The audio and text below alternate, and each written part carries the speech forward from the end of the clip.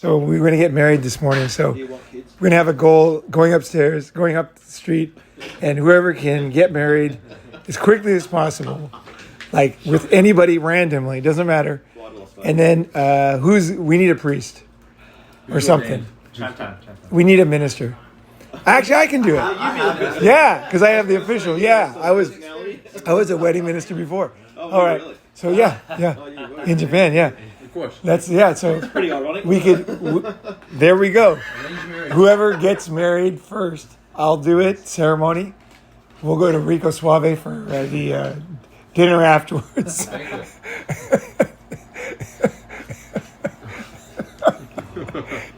We're just fucking around. Some slouchers are not here yet, but let's go ahead and get it started.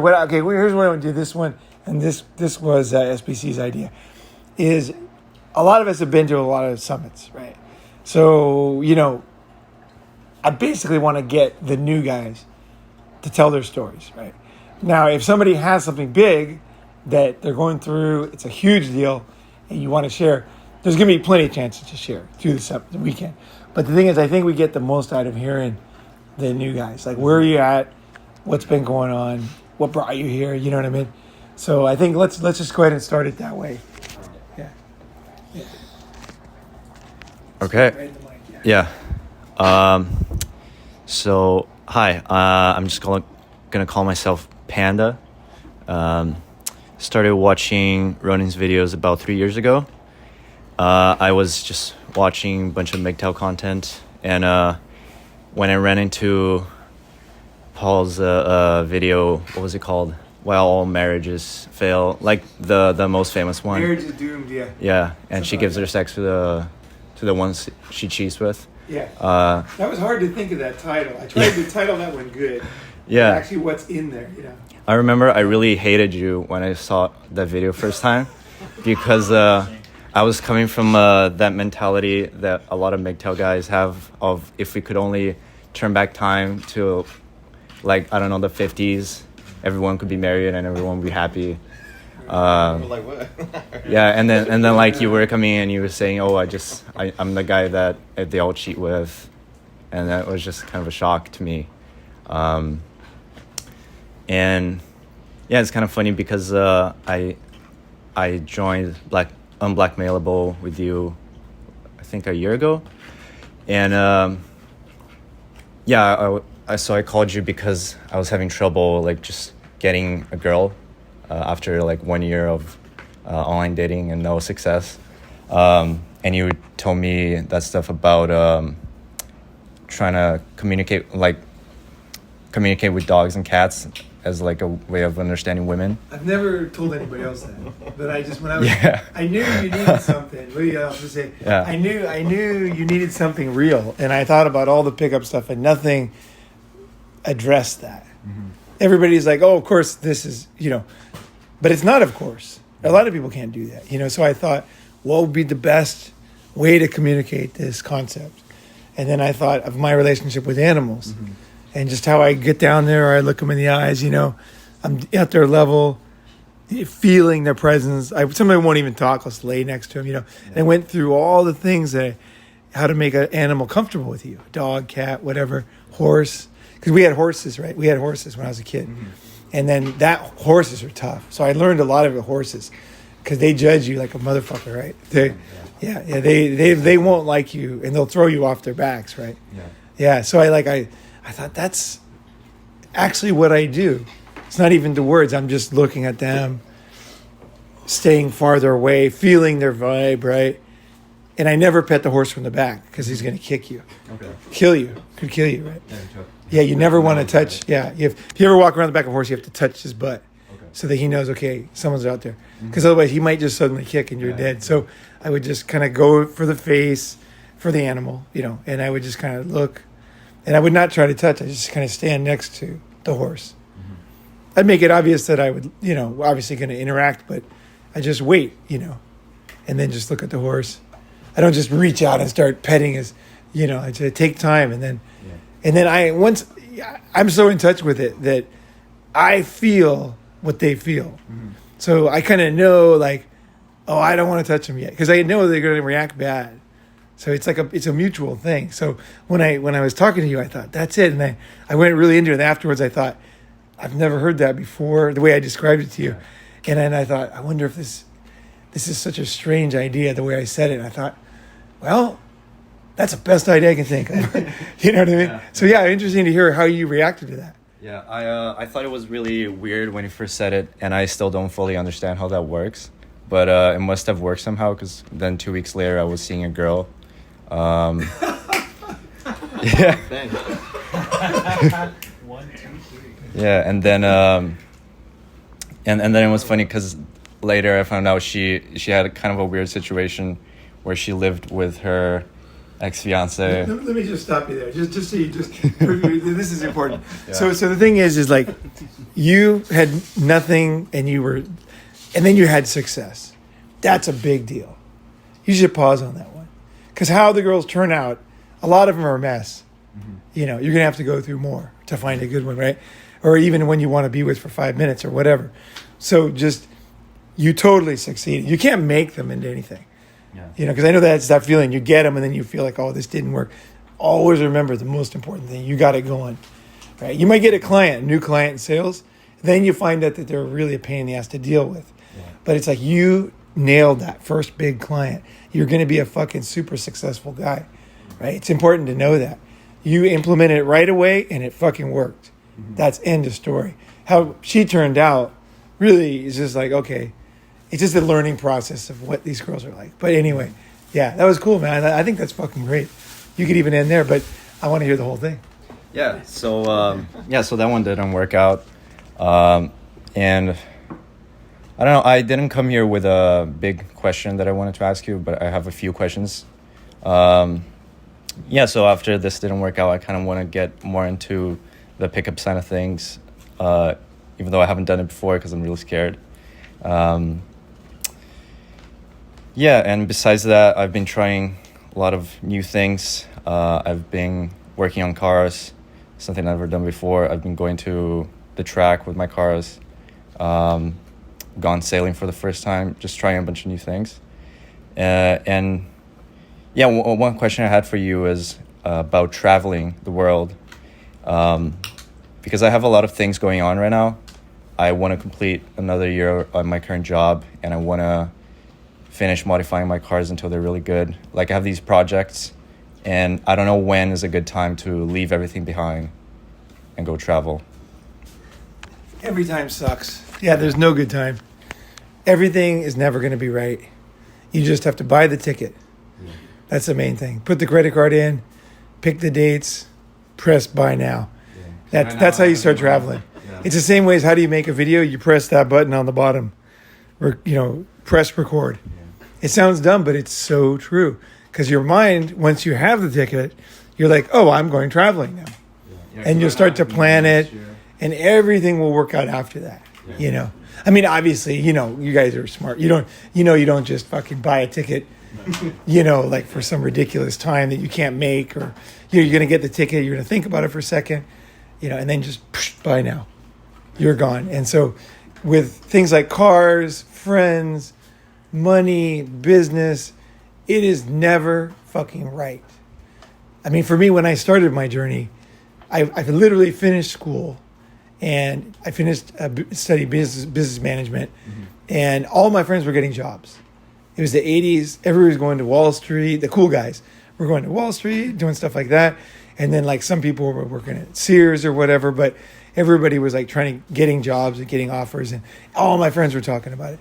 And I'm sitting there thinking about like travel, Vietnamese girls. I read this book.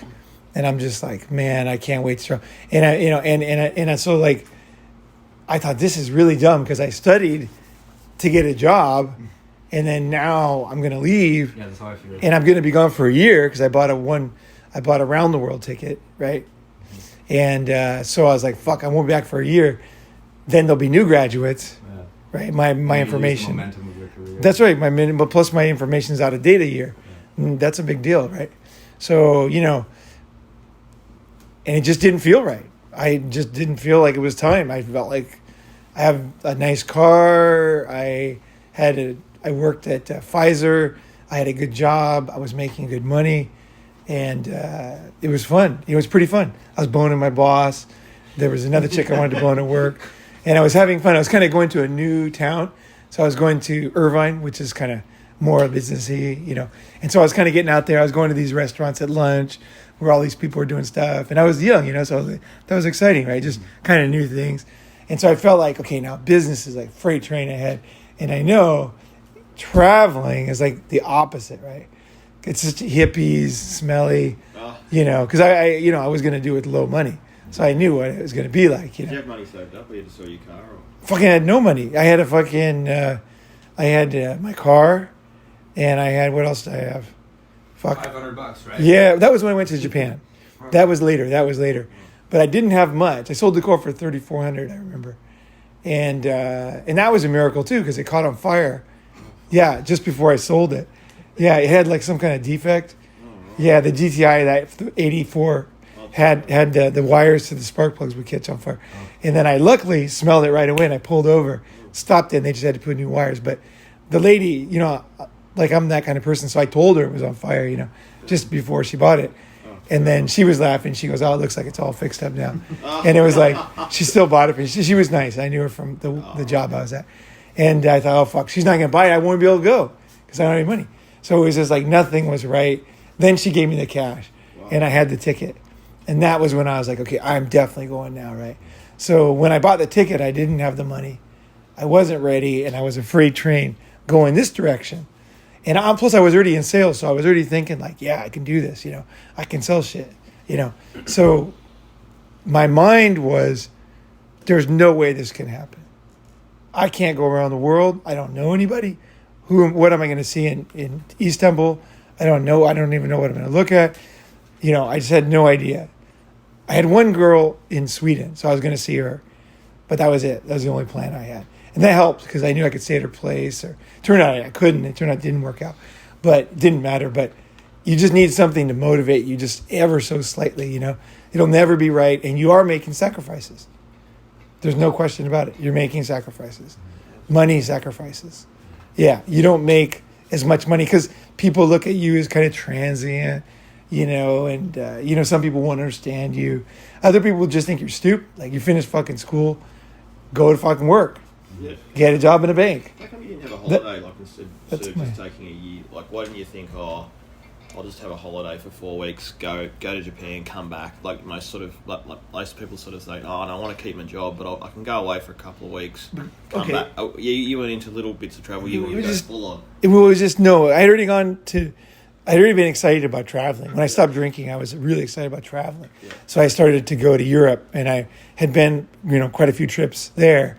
So I kind of knew what say a 5-week trip was like. Oh yeah. I already had that. Right. So I was like, okay. And then I started to, actually, this is exactly what happened. I was walking by the student union building or whatever. And so they got foreign students. So then I went down in the basement and there was this old library, like free library. Yeah. And it was Lonely Planet book. Oh, yeah. And it was Southeast Asia on a shoestring. Oh, and it was the old ones, the original ones. Oh, yeah. It was like 74. And so it talked about sex and it was really explicit. And so I read it, and it said, the guy's like, he said, you know, I was going to the airport.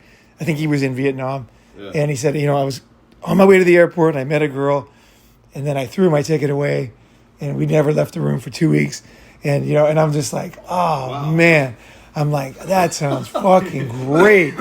It just inspired me that it could be so free and, you know, just, you know, you knew she was hot. You could tell, you know. And I'm just like, fuck. I'm just like, that guy's doing it. I'm fucking going. That was when I decided to go. And then it was Southeast Asia, so I had many countries. Yeah. So then I thought, okay, I should go different places. I don't want to just go, before I went to France, you know, or, you know, Spain or Italy, Greece.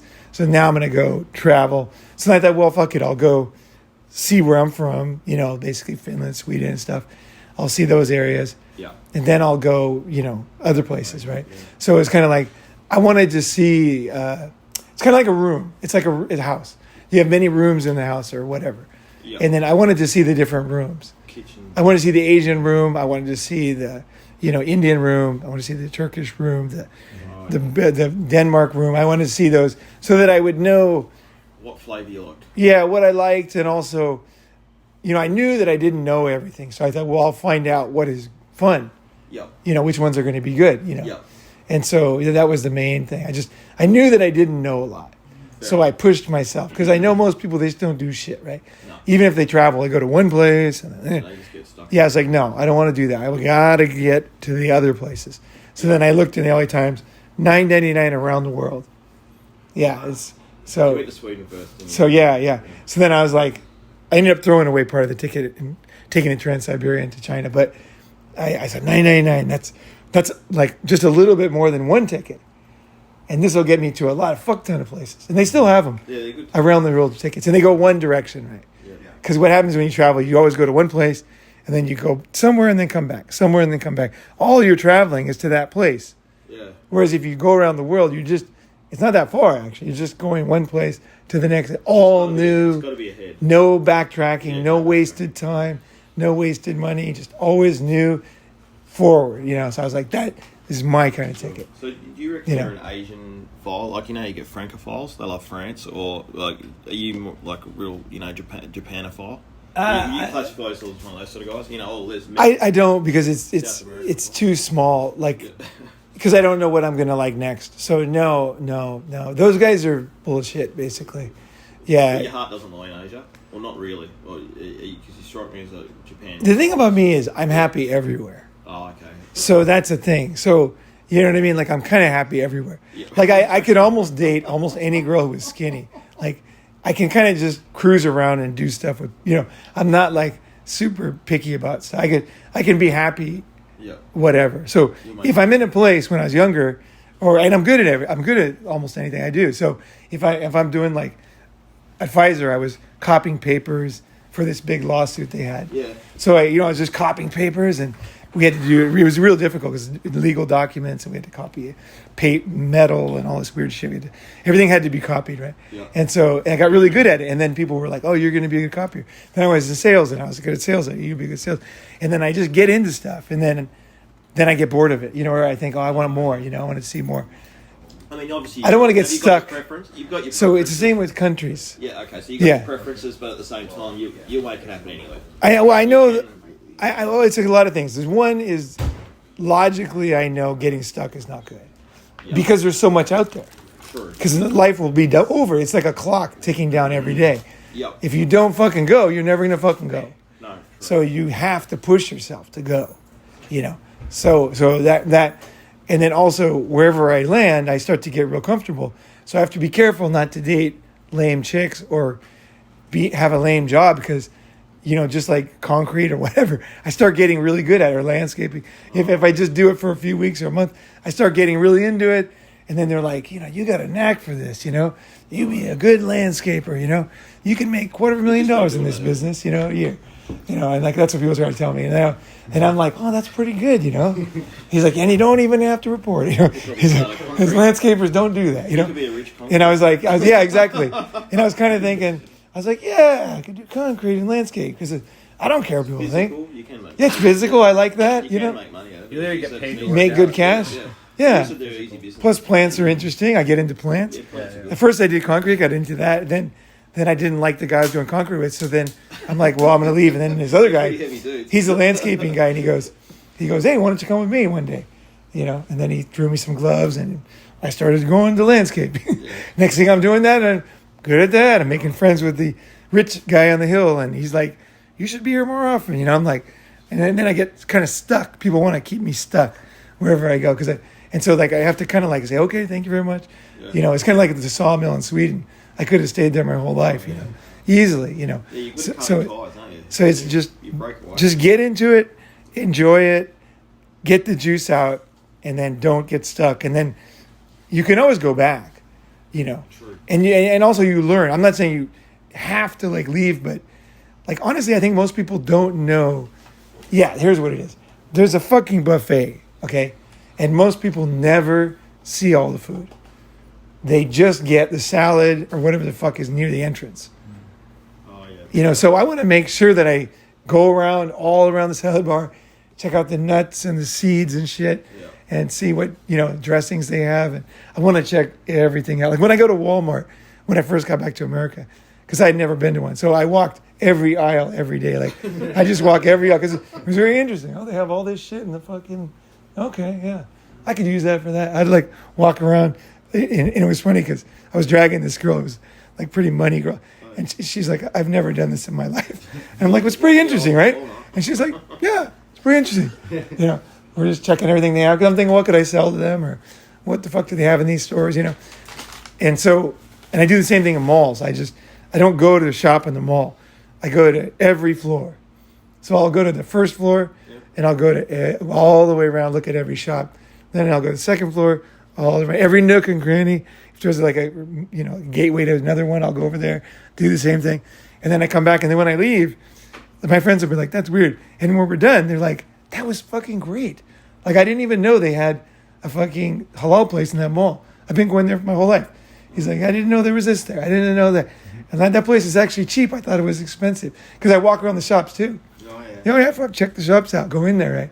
Yeah, and you just quickly, even the girls' ones. Because who knows what the fuck's there? Meet a girl, go in there, look around, see what they got. Just kind of, you learn something. You just don't always be like, oh, I don't need that. Like logically make these stories that, just, I'm going to walk. It's air conditioned. Fuck it. Right? Same with countries. I'm going to cruise around. So it's because of that mindset. It's exactly the mindset of the bar, salad bar. I want to test all the food, and then I know. So now that I tested Asia, I know that I like Japan, and like we were talking the other day, Japan and Thailand best, right? Yeah, to me, they're both, like I was talking to my buddy Eric, we met, and some of you guys met, and like we were saying, like that's the best of the North, the best of the South, and there's good everywhere. Don't get me wrong, you can be totally happy in Malaysia. Malaysia's got a lot of positive, but end of the day, best place to live is going to be Thailand or Japan. In my experience. Yeah. So I don't just, once I know, then I do take that into consideration. Sushi and corn. So I'm not always like, oh, I got to go to a new country. Because I kind of know, okay, here's the, long term, it's just more comfortable. Thailand's infrastructure, crime doesn't, if it does happen, it's not that scary. I know kind of what's going on, and I kind of, it's not perfect. Thailand's not perfect, but it's got it going on. It's got it going on. Great museums, everything. So that's what I do. First I go see the whole salad bar. I walk the whole, check it all out. Then, maybe I'll go back to something, right? But I think the world's like that, and girls are like that. So you kind of have to find more shit. Most people, their lives are so fucking limited. They're just so fucking limited. They know their mom. They know their dad. Like you're Brazilian. That's how you know Brazilian culture. Like most people, just I know my mom and dad. That's it. And they tell me what Brazilian culture is, right? If you go travel around Brazil, you'll be blown away all the time. You're like, that's bullshit what they told me. Even though they're Brazilian and they live there. It's like our minds are weird. I forget what America was like when I was gone, And then I come back and now I know. Back for 2 years, right? So don't trust you. Even people from there, even quote unquote experts, because most of them don't really see shit. They just have a very small window of what they know, right? So yeah, so I want to do it. Yeah, that's pretty much. Yeah. Okay. I was wondering, do you always, when you go to a new place, do you find a job right away, or how do you balance when you're traveling, like long term? How much time do you spend working? Okay, don't whatever you do, don't do what I did. Like, because I did it all in a different era. So, and also I like to be up on shit. That's why I'm into YouTube. I think you don't want to think like I did. What I did was, I tried to figure it out. Basically what I did in a nutshell is, imagine you go into a cowboy town in the 1800s, right? What's there? Saloon. General store. A drunk tank. Farm. Yeah, drunk tank and a sheriff. Yeah. Some cows, the undertaker, right? There's like some basic. Yeah, there's the city hall. Some tombstones. Right. Yeah, some tombstones out back. Yeah. So, but the people in business, right? So then I think of a city like that. So it's not Tokyo or whatever. You can't do what the locals are doing. This is what makes it easy. So you're never going to be doing what the locals do. So you have to think, what are the foreigners doing here? So what I do is I go to like American Chamber of Commerce. Like I'll even sign up. It's like $500 a month or a year or something.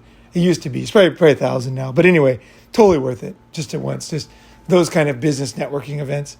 And I even got in charge of a committee when I was in Shanghai. So I got to meet a lot of people. It wasn't that valuable, but I think it was good. I got my name out there as a serious person instead of just. Here's the thing: most people that travel. Well, I shouldn't say most. A lot of people that travel have problems. Okay, so they're either alcoholics, they have some kind of problem with drugs. Not that bad. It's not like the guys on the street here, but they definitely have a problem with stuff. They're not socially acceptable at some level. And that's why they didn't take a job. That's why they're kind of getting away. I mean, this is controversial, but you do see that. And the more you go to like small islands where it's like tropical, the more losers you meet. So when you go to a city like Bangkok or Tokyo, you'll meet less. So it's like they gravitate towards places people aren't watching them, and so this is important because, like, for example, my house was on Soy 11, and that's like the middle of the fucking action, right? And then I learned after a while, someone said, why do you like living here? And I said, well, I thought about it. I thought, only a few stations down, it's a lot cheaper. So once guys get Thai girlfriends, they always go down there. But I went down there and I saw people that are not as smart, more dependent on shit, not as fun to talk to, not as intelligent. I'm talking like 15 minutes away by subway, nothing, right? And so I try to find an area where there's the smartest people to meet too. So that's why I will go to Bangkok. I will go to Tokyo. I'll go to Shanghai. So that's the other thing. I know that smart people gravitate in cities. You're going to meet more smart people in New York than you will in a small town. Yeah. Not saying there aren't smart people in a small town. There definitely are. And there's idiots in New York. It's all there. But if you just generally know that it's more competitive here. So even if you're not that smart, you get more competitive here. Yeah. You're forced to, right? So that's the other thing. I think about that. But let's go back to the cowboy town. So I said, okay, one foreigner in Tokyo was running the English language newspaper or magazine. Then it became the English language portal, right? So if you wanted a job or you wanted to buy furniture, get a date, you'd go there, right? So then I went to meet them. And then there's another guy, he was making bread. Some black dude near my house, he had like a pretty successful bakery. So I talked to him. I bought bread there. And then I got to talk to him. What are you doing? What's going on? And it was like interesting because he was like totally doing something out of the ordinary, and he's still really successful now. I think he's more successful now. He just sat there making fucking good bread. He said, this bread is shit here. They need good bread here, and that's what he was doing. So I talked to him. I talked to some guys were doing tours. Some people were doing, what else? Basically, it's a cowboy town. There's every city, it's the same. Somebody's servicing the needs of jobs of foreigners. Somebody's servicing the needs of dating for foreigners. Somebody's servicing the needs of like restaurants and places to go to and bars for foreigners. So foreigners might own a bar or they might, co-partner with the local for a bar. So I find out in this city, what's the deal with this city? Who runs this fucking place? That's what I want to know. Who fucking runs this place? And then there's like 5 guys or whatever. I meet those 5 guys, and I got lucky because in Shanghai, the guy who, had the most successful website was Shanghai Expat. So, and we had every Saturday, he had like a coffee get together. So I just went there, it was free. And you could just talk to him. But most people wouldn't be up at 8 a.m. So, but he would be there and he was very, very fucking generous. He was cool. He didn't judge new people. He was totally cool. And I went there and met him. So think about that. Like there's people doing things. You want to meet them anyway. You want to meet the guys doing shit in a city. Yeah, just be ruthless. You're going to meet those guys. And it's not that hard because they're going to go places. And of course, you don't want to kiss their ass. You want to put yourself in a situation where it's a comfortable place to meet them and ask intelligent questions, or listen to them speak. If they're speaking, usually there's one guy who interviews everybody, and then like he'll be like interesting foreigners in Tokyo kind of channel, and then he'll kind of interview these guys. So then you can watch the video first. So when you meet him, you'll know something about him. That's the best way now, because before you couldn't do that. They sometimes there'd be an interview, but it was impossible to find because it was out of date, and every week is a new paper. So I would say you would definitely want to do that, And I met some very good contacts that way. I watched all the interviews. I forgot what it was called. I shouldn't say the name because I'm on there, so I have a popular video there. So yeah, I won't say the name. But anyway, I watched the other guys, and I was like, oh, I want to meet that guy, this girl, this guy, and then I did. So and you'll have more fun. You're going to a city with a high chance of good people. Then you're going up the game to the people that actually have done so successfully. And then you're just knowing who they are, how they think. They're usually not super successful, but some of them are. One guy I know is a billionaire. He got really rich. He went public.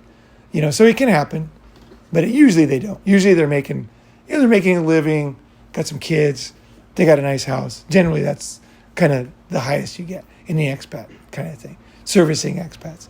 And then if they're really good, they start servicing locals. So they'll start let's say a diner in a country where no one drinks coffee yet. And then of course all the expats will go. Right? Because you have coffee, no one else coffee, they're fucking there. And they're going to love you. Yeah. So you can think of that way. If you go to Africa, it depends on where you go, right? But I saw that in China, and then you just meet them naturally. Once you got a coffee shop, like City Diner, man, fuck, everybody went there. You know what I mean? Like the president of the AmCham and fucking visiting.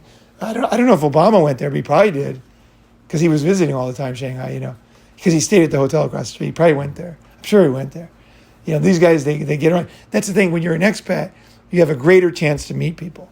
Like you might meet the president of Brazil very easily because you can join the Brazil Chamber of Commerce. And somebody's going to know him for sure. There'll be Brazilian government people, and it's easy for you. Americans is harder. Americans, they're not so friendly to other Americans. But like Brazil, yeah, because it's too many people. Yeah. It's too many people. It's probably like China. But actually China's good too. Yeah, no. America's kind of the worst when Canada's better. There was the Canadian club in Tokyo was good. So you can join one not from your country too. Yeah, you can join the best one I ever saw was the Danish one. Dang. Those fucking guys, the Danish royalty even would stop by when they were visiting.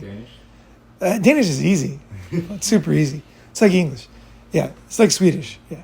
So, you can meet Danish. Danish is good if they'll let you and if it's cool.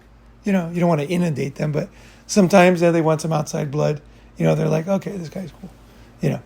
So you can kind of do that. So you can do your own country, you can do another country, and then just make friends. Playing golf. I like golf, so golf is good. So I'll join a Facebook group.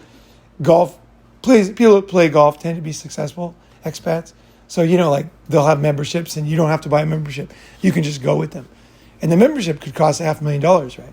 To a decent club. So you got to go in there, you just pay whatever it costs to be a guest, and they go every Saturday. Because golf people want other golfers.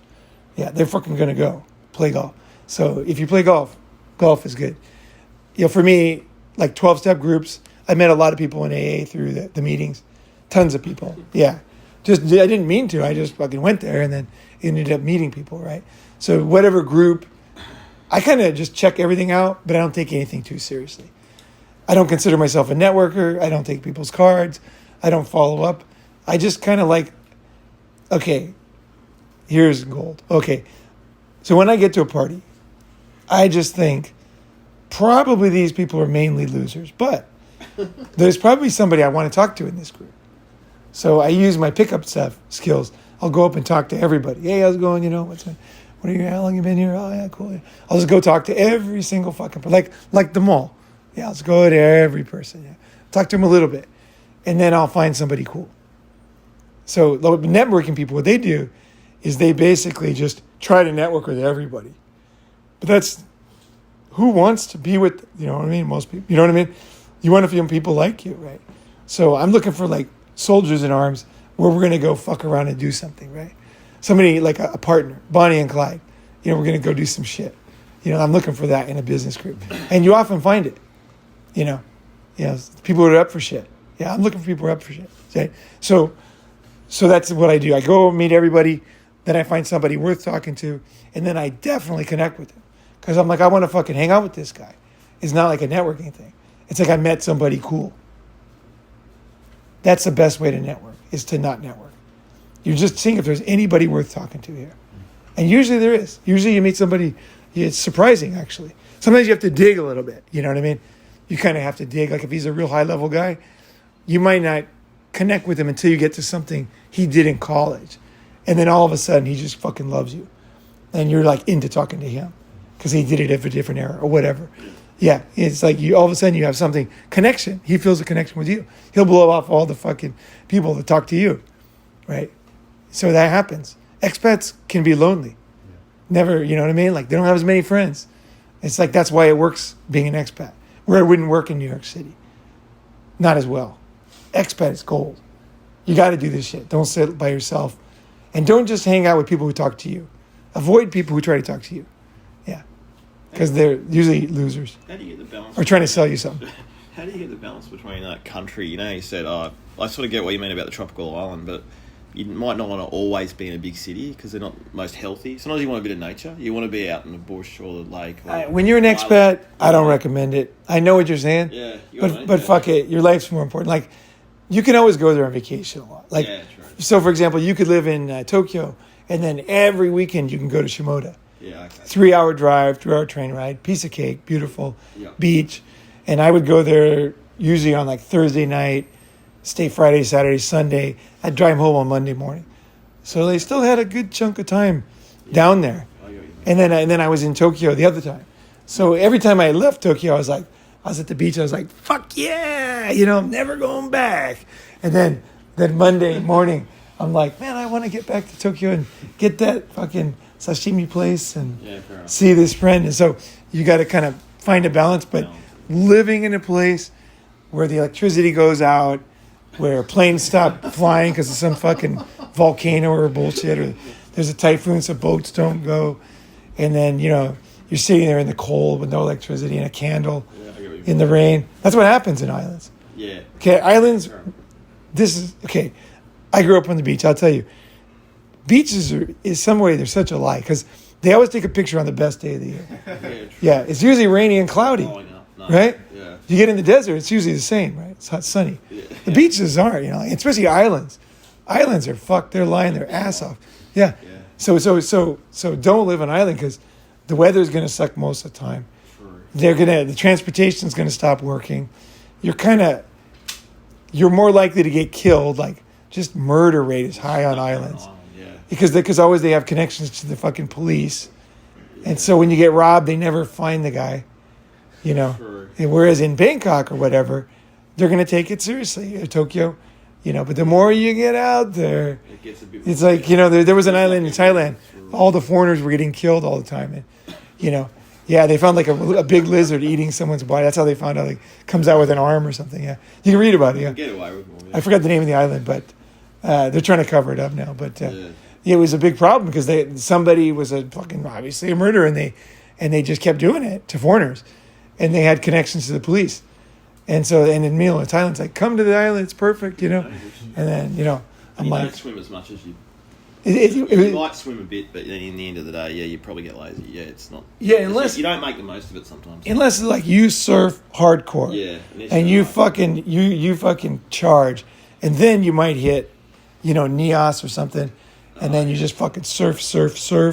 And you're just getting killer exercise. You don't really care. Yeah. A couple other surfers there, smoke a joint, go to sleep, have some fruit, Yeah, fruit. So then I would say, an island's good. But unless there's something you're doing that's healthy and you're fucking into, you could just the wrong guy. You'll have so much fun overseas in general that you really don't need to amp it up. But the cities, that's the brain, that's the CPU, especially the capital city. That's the capital cities. They tend to be really good, So that's the way I think about people, cities, countries. And I just keep looking, you know. Like now, I've never been to South America or Central America. But I thought I was going to go there when I was young because I was really interested in it, you know. So now I feel kind of weird, like now I haven't been yet. And, you know, it's like, oh, you know. So I just need someone to push me and get me down there. And then I'll be City Summit. yeah. And then because we used to go over the border to Mexico a lot. And I have a lot of crazy stories in high school, college. Yeah. But never past Ensenada, right? We always just drove to Ensenada. And like tons of crazy shit used to happen in the 80s, man. Yeah, a lot of my friends died in Mexico, actually. Yeah. But it was fun. But yeah. Yeah, it was. Yeah. My brother turned 18 in a Mexican jail. Yeah. Yeah, everybody went to fucking jail, you know. And and then you're always bribing somebody. And it was funny because I thought that every country was Mexico when I started traveling. It's the most dangerous country of all. Yeah, it is pretty. Like, you know what I mean? Like, I've never been to a country more dangerous than Mexico. Really? I mean, back then at least. Shit was going down, man. You don't go the wrong. Yeah, shit goes down in Mexico, man. You know. And so the way we traveled, like the way I traveled Exposed. is pretty fucking funny, actually. I would literally, this is in the 80s. This is true story. We would be drunk, of course, and we'd be driving, and I would just drive through a fence, right? I'd drive through a fence and then drive to the beach, and then we'd all pass out in the car. Okay, that's our camping. And then we would get up and then surf. But usually there'd be somebody knocking on the door, pointing to the fence, and then they would ask for like $1 for a camping fee or something. Yeah. And then we would pay to fix the fence. Like, you know, it was like $1.50 or something. And they were super happy, yeah. We paid to fix the fence, gave them $1 for the night. Everybody gave them $1. They're fucking happy, smiling every morning. Knock, knock, knock. You know, someone's outside. Like I was outside sleeping with a bottle of vodka, and apparently rats were like going all over me, like all night. But I was so drunk I didn't even notice. You know, so that was They couldn't wake me up. Mexico. So, yeah. I'd come out of a blackout in some guy's car with like fuzzy dice, and I'm like making fun of him in Spanish. Back then I could speak some Spanish. I forgot it all now. Yeah, but it was fun. But it got me knowing that there's adventure out there. You know, you could get away with anything as long as you treated the people well. That's the key thing. You got to treat people well. I go to very dangerous places. Like I'll go to like ghettos in the Philippines, walk by myself. Everybody that isn't me gets robbed, beaten up. Their fingers get broken. Their rings get stolen. But for some reason, I'm always no problem. Because as soon as I get in there, I give people respect. Yeah. Right in there, they look at me glaring. I go right up to them. I'm like, fuck, I like this neighborhood, you know? Yeah. What's going on here, you know? Mm-hmm. And the guy's like... You disarmed them? Yeah, he's just like, oh. He's like, oh, yeah, here, that guy's the chainsaw. Why is he chainsaw? Oh, because of this. You know, that guy's nice. And then the word's out, you don't have any trouble. Mm-hmm. So, you know, you can go dangerous places too. But, you know, basically I learned that growing up in my family, you know. So you have to like disarm people, you know. So those things are all good. I think it's good to go to all places, even like ghettos in Brazil or whatever. Like I would definitely go to favelas like right away, for sure. Yeah, I'd go to favelas. For sure. Yeah, I'm down. Yeah. And I'd like to bone a chick in the favela, actually. Yeah, that sounds fun. Yeah. So that's my thinking on kind of the whole thing. But the cities are good. Yeah, for sure. Okay. Yeah, I think we should probably pass it on to the next guy. Oh, one last thing. Oh yeah, I forgot to tell you. You got to watch that video by I won't say his name, but the guy's How to Make Money Abroad that we made in Austin. Mm. Have you seen that one? It starts with the windmills and the sunset. That would be perfect for you. You gotta watch that. Wait, the programmer guy. Right? Yeah, the programmer. Yeah, watch it again. And also, he's around, so if you want to meet him, I'll hook you up with him. You know, he's a very helpful guy. Like he starts working for a company, and then once he's kind of done with that project, he moves on to the next one, and he has 2 incomes. He's the guy. He's a real deal too. He's all real. So you should talk to him. You know, and that is. What I was going to say is a lot of the stuff I did with the Cowboy Town and everything, that was stuff in the 80s. I still think it's totally worthwhile because you're going to be bored. You're going to have nothing to do. Do it anyway. But as far as making cash, you want to make cash from here if you can. You know, make cash here, spend there. That's always smarter. So don't go there like, I'm going to make a fucking, you know, there's one guy, I could not help this guy. He's so deluded. I'm like, dude, you're not going to open a restaurant there. It's going to fail. You're going to get killed and robbed. And he's like, I'll do it and they'll love it. It's like, I watch so many people lose their life savings overseas, you know. Yeah. You got to be fucking streetwise, man. Got to be streetwise. So if you can make your money, you know, before you go, get it set up to be, you know, somewhat digital nomad or whatever it's called. What is it called? Remote work, you know. And then just save the money. Yeah. Fuck, you know, you get 2 jobs. You're making $250,000 a year. Save the money. You overseas, you don't have to pay taxes, right? Save the money in the bank. In 4 years, you got $1 million. Don't work again. You can live in Thailand the rest of your life. What do they say in Thailand? Yeah. How do you make a small fortune in Thailand? Take a big one. Oh, take a big one too, Thailand. Yeah. Not they don't. Yeah.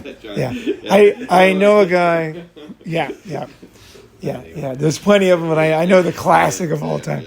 Yeah, he went there back in like 95. Fucking idiot. He was cool though. I like him, but he's broke. Yeah. So that's not good. Yeah, that's not good. All right, cool. Anything else? No. Pass it on somebody else. New guy. New guy. AJ? I'm not ready yet. Okay. Not ready? Okay. Next new guy. All right. Yeah. Yeah. And we don't have to do Q&A, just whatever, introduce, however it goes, you know. It's all good. What's up, guys? My name's Ellie. Yeah, I think one of the things I'll start with my story is I think one of the things that's kind of unique about what I've experienced as I meet a lot of other guys who are in this space is that I've been part of this like for as long as possible. Meaning like I was involved in like MGTOW forums and stuff like literally as they were being created for the very first time. I was the guy that would get on there and be like, don't fucking get married. And I would be like 13 years old. Wow. What was your handle? I'll throw away bullshit. I was totally anonymous all the time. I never had a name for. I was just, you know, lurking and squawking. Okay. But kind of as a defining feature, I remember saying things when I was like 13, 14, 15. And because I didn't have the social skills as a kid, being really loudmouth about like, fuck marriage, this is all bullshit. You guys are fucking lying and stuff. Like, you guys pretend to be happy, and I know you guys, you're all fucking miserable. You're in my family, you know? Coffee.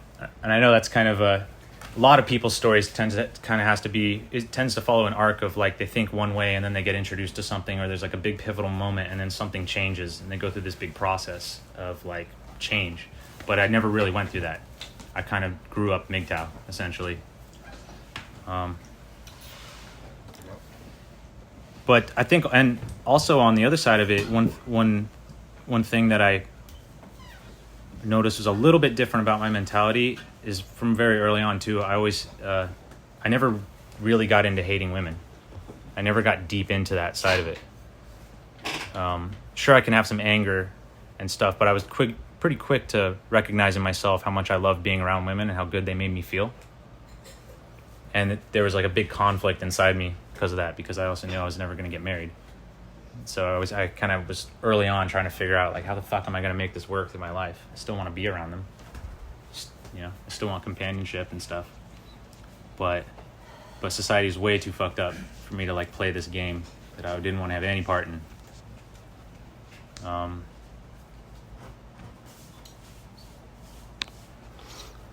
Yeah. So is there a conflict there? Kind of like, don't want to play the game, need to play the game? I mean, yeah, there's a conflict, but I think I would say it more like, don't want to play the game, don't have to play the game. Because no one's going to force me to get married. No one can force me to get married yet. Gotcha. So I always knew it's like, well, as long as I have the ability to make a choice myself, as long as I have actual freedom of choice. But I mean, the tough part was that knowing that women really just always wanted to pull things into the full-blown marriage thing. And so knowing that I was never going to go all the way down to the end of that finish line, that my relationships with women always had this sort of timer on them. you know, that caused me a lot of anxiety growing up with my girlfriends. Would you not come to New York because you're not going to move here? Sorry? Would you not come to New York because you're not going to move here? Would it be worthless to come to New York? I mean, No, not at all. Yeah. No, and that's why even though I don't want to get married, there's no way I'm going to like not date girls and not get in loving relationships, because fuck that. That would be a true fucking tragedy. okay. That's That's what we thought you were. Yeah. Yeah, that would be the real tragedy. So it sounds like you like relationship with an expiration date? I like relationships. With an expiration date. No need to put that part on it. There's nothing about the expiration date that makes it better or worse, in my opinion. That's just sort of a something I have to deal with because of my values. So, would you say you would like to find a way to progress the relationship without going the marriage route then? No, I actually don't know, because That's a good question. I think if I'm not offering a woman ultimately marriage and kids, then I want to be a little bit like, I don't want to just try and turn it into something that works for me. I want to think about her too. If that is what she wants, you know, she's as entitled to get to what she wants as I am to get what I want, you know. I would say that there are women who do like those things as well. Like, there are women who don't want to have kids. There are women who don't want to be married. And they have a hard time as well because they're running up against the dudes who want to have kids and the dudes who want to have marriage. Like, there's like child-free forums and stuff like that. So True. I actually think that like just being yourself and owning yourself and being very upfront with everyone about who you are and what you want, you actually, and you got to be very, if you're very Elaborate. not even it's not even like, it's beyond deliberate, but like Explicit. if you're not like, okay, this is what I want, you know, and it's like you're not like, okay, I'm gonna try to compromise with this person to try to give them what they want, but you're gonna lose things that you want as well, and you're gonna lose a potential connection with someone who wants those same things, someone who wants the companionship but doesn't want to be married, and someone who doesn't want to have kids.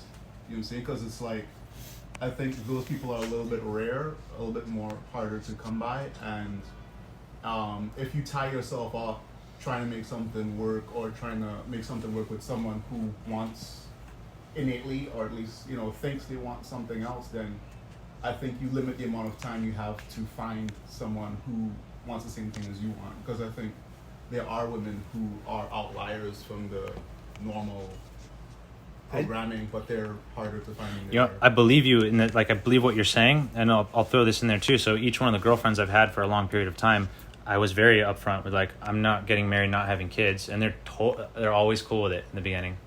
And one thing I learned over, you know, in my 20s is how basically most girls are literally just going to be okay with it in the beginning until one day when they're not okay with it. I don't think this has to do with your struggle though right now. Like, I think right now, like, this isn't, you're saying this and it's interesting, but it's not like what you're dealing with right now. Like, you're fine in your relationship and you're having, it's not about the marriage. Yeah. But right now, you to me anyway, I've spent some time with you, it seems like you're at this place where you have the balls to do shit, but you're trying to like refine your second level social skills. And it's like how to do that. So yeah, if this that's is not right, then go on that. You know, you're right. This is my story, not necessarily my struggle. My struggle right now has to do a lot more with like social skills in general, including like literally men. It's one of those things I notice. I'm like, dude, I suck at making friends with guys, like, pretty bad. And it's not because I'm terrible to be around or something. I literally don't have these skills. You know, this is something I need to work on and get better at. So that's actually one of my struggles, like, now today, is like I'm noticing how bad I am at socializing, and it hurts me when I think about all the opportunities I lose because of it. And that includes learning how to socialize with women and men and everyone. And that's the context I put it in. I think one thing that I've noticed with people that are not, I don't think not good with social skills is the right word. I think, like, some people, when you talk to them, every comment they say pushes you away or does something that's distasteful. So questioning them, doubting them, being against them. You know, like, no matter what the topic is,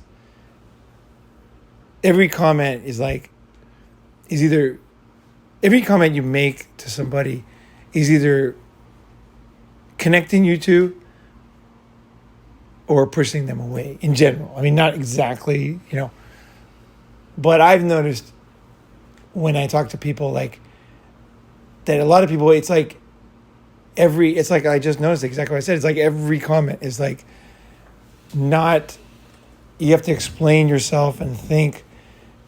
And then I wouldn't practice on the word, because I don't think social skills is really, I don't think that's the thing. It's just talking to people, you know, and then that becomes whatever, right? And then that becomes, you know, like with the animals, right? The first connecting, and then the natural stuff happens, right, with the girl, right? So I think I've really noticed that it gets really clear when I meet new people. Some people, they're just pushing you away with every single comment. And it's like after a while, you just take them at their word and go away. Like they don't want you around. You know, so I would look at myself and say, not am I pushing people away, is like, do I not like people and want them around? Because if you don't like people and don't want them around, but then try to improve social skills, that doesn't work.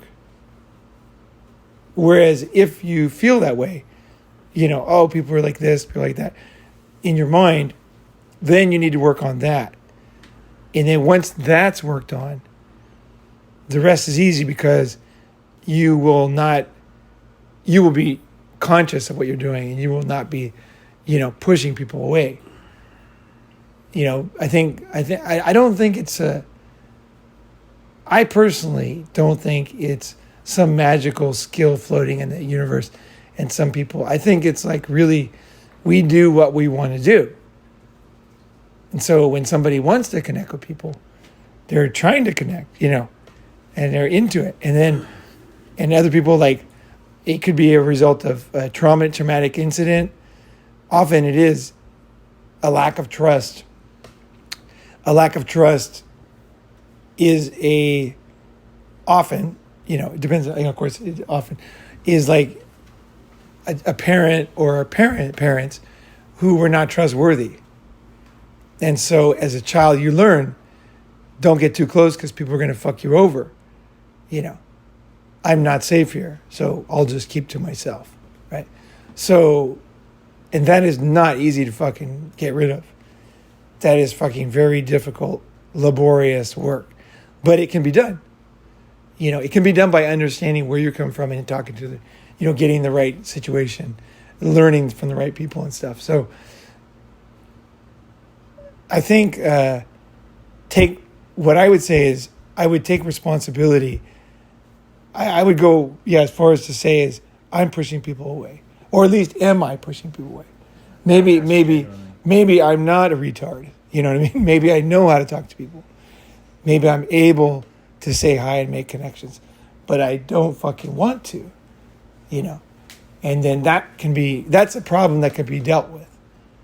But, you know, like if you don't like people and then you're connecting, you're not really doing them any favors, that's for sure. And you're not doing yourself any favors, because now you're having to be fake, and then you get tired, and then you want to be away from people, right? So I think it's actually, in a way, kind of easy to fix in a way. But yeah, I really don't think it's some magical social skills thing. I think a lot of people don't take responsibility for what they're doing, or don't understand. Like, I think a lot of people don't have the perspective. I figured this out on my own. Like, I never read this, but I think I've seen this. I've met so many people. I really think this is 100% true. And it's like, you know, so, because I tried to help people, like, you know, hey, just say this and say that. And it was like, it never worked until some fundamental shift went on. where they felt like it was worthwhile or something. And I think a lot of people want to talk, actually. Let me just put one sentence in. The trust issues I 100% have. So I'll just throw it, like, totally aware of it. I've literally been in front of people where I just, like, I'm, like, afraid to take their word at it. And I can almost see outside of myself. I can see how weird it is, but I can't, like, take the step. I would say think about this one.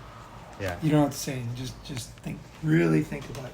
This is a very heavy one and meaningful. Takes time. These ones take time. These are big ones. Just to build on that before you just, I don't know if it'll help on that.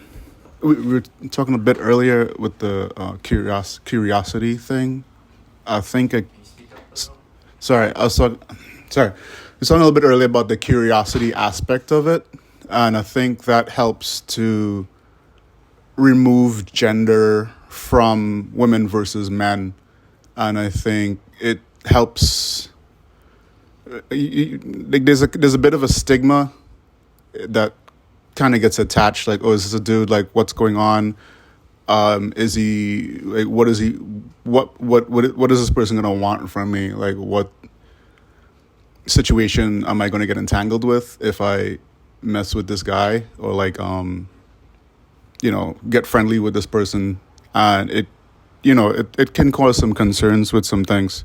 So there's a little bit of that aspect. Like, I think the curiosity can help to just remove some of the mental overthinking or obstacles that you might have with that. And also the breadth, like having a wider base, like being a little bit more well-rounded and having a wider base of topics you can delve into, because there's some things that I am not familiar with, and some people will be like really into it and they'll go in and they're really excited to talk about it, but I really have to pay very, very close, like put a lot of energy into following what they're saying, and it's a little bit more draining than normal because I'm not familiar with what they're talking about. So like, just be like, if it can, or like I'll try to ask a lot more questions and that type of thing, so I could try to relate it to things I already know and make it make sense for me. Like, okay, well, I know things in this field, and I'll try to relate it to things I'm familiar with to make it make sense to me, so I can follow along with what they're saying and kind of recirculate the energy in the conversation so it doesn't get lost and it isn't draining, if that helps. I don't agree. Yeah, no, because the thing is yeah, that's true. I mean, in a way, it's true because you do connect on topics. We use words to talk about things, right? Mm-hmm. So somebody's going to say you can learn about it, but I think the thing is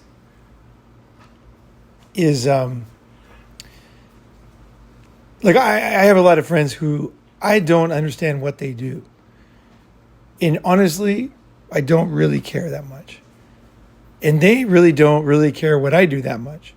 Like, I have friends who don't even know I have a YouTube channel. You know what I mean?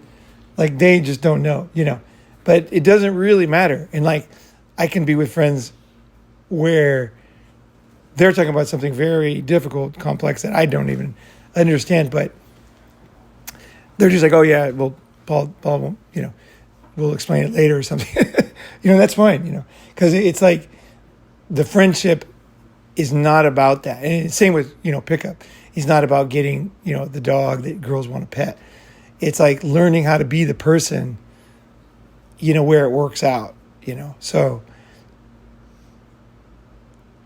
that, I think the more you work on that deep stuff, the more that you might want to learn about the topic sometimes, but in the end, it's not about topics, man.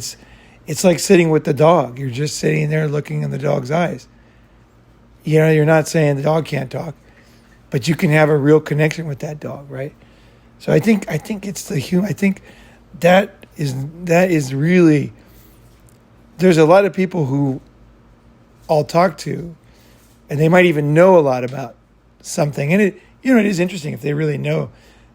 It's something that I know. It's good. It's not bad, and the more well-rounded you are, it does help a lot, right? Because you can be involved in things. You're not always on the side. But I think at the end of the day, that's not the same topic. It's like a way to learn. It's almost like teachers.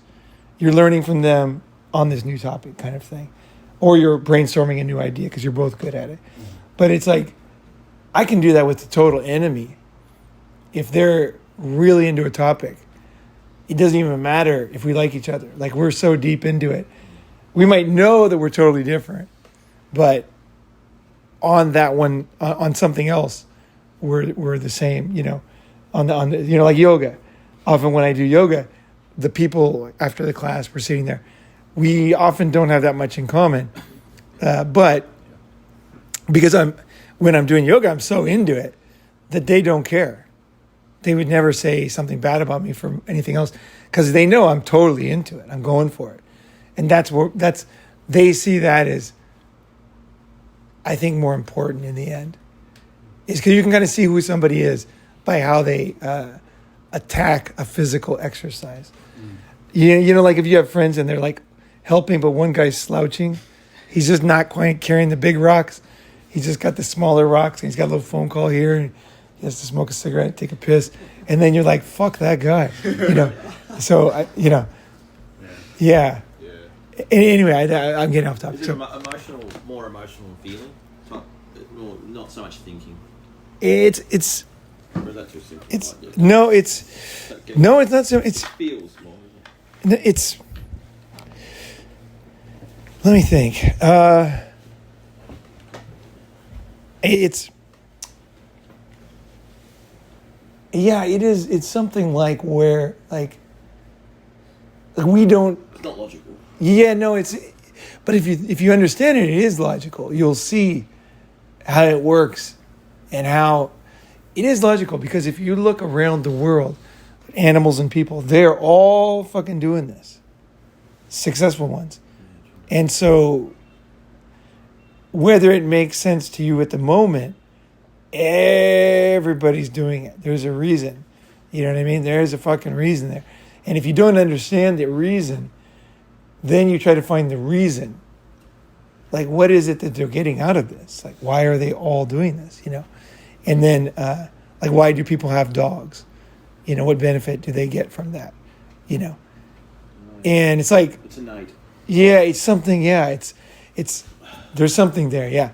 Okay, I want to go. This is Giovanni. Me and Bank were talking yesterday about a social issue that a flaw he saw in me that I thought was kind of correlated to the whole how you express ideas to someone you're trying to explain something to, not using words that or just syntax that they would, you know, not really jive with or push them away. He described it as not being, it's not calibrating yourself. Do you most remember that conversation? You explained it to me pretty well. Do you want to share anything about that? Because I thought you could help him out with that, because I think they're pretty related as far as that flaw. So, drawing a blank or. Yeah, I'm drawing a blank right now. Yeah, well, I coined it as like an internal monologue mindset. So when you're watching a YouTube video, you can think as fast as you want because you're just watching the video, and you only have to communicate the idea with yourself in your own head because, you know, you're only basically talking to yourself. You can, you know, go a million miles an hour, but if you're trying to talk to someone, you either like leave out details or you expect them to know things already that, or you might come off as being arrogant as the way you talk, and you not even know it. Like I was saying words like obviously. Like if I was saying, you know, this thing is that obviously, you know, I would, you know, I'm Italian. I use my hands. That would make it even worse. Like, you know, it makes it look like, you know, I'm trying to intimidate you or something. So, but I don't mean it to be that way. It's something you usually have to have. It's calibration, yeah. It's like when you were talking about the dog, when you're Body language and more than that, calibrations that did. We can explain it. yeah, because like when you get a dog, obviously you're not talking to a dog in order to explain a concept. You're just talking to a dog, maybe because you're pretending it's a baby, like, you're trying to, play, just do the baby voice or whatever. The dog likes it, wags its tail. The dog likes that, whatever. But, the way you interact with the dog is at a different calibration. And you would do different things for the dog that you wouldn't do with a person. It's calibration. So, like, for example, okay, so go ahead and stand up, and then go ahead and stand up. Yeah, let's get. So why don't you go ahead and stand up, and then Raph next to him.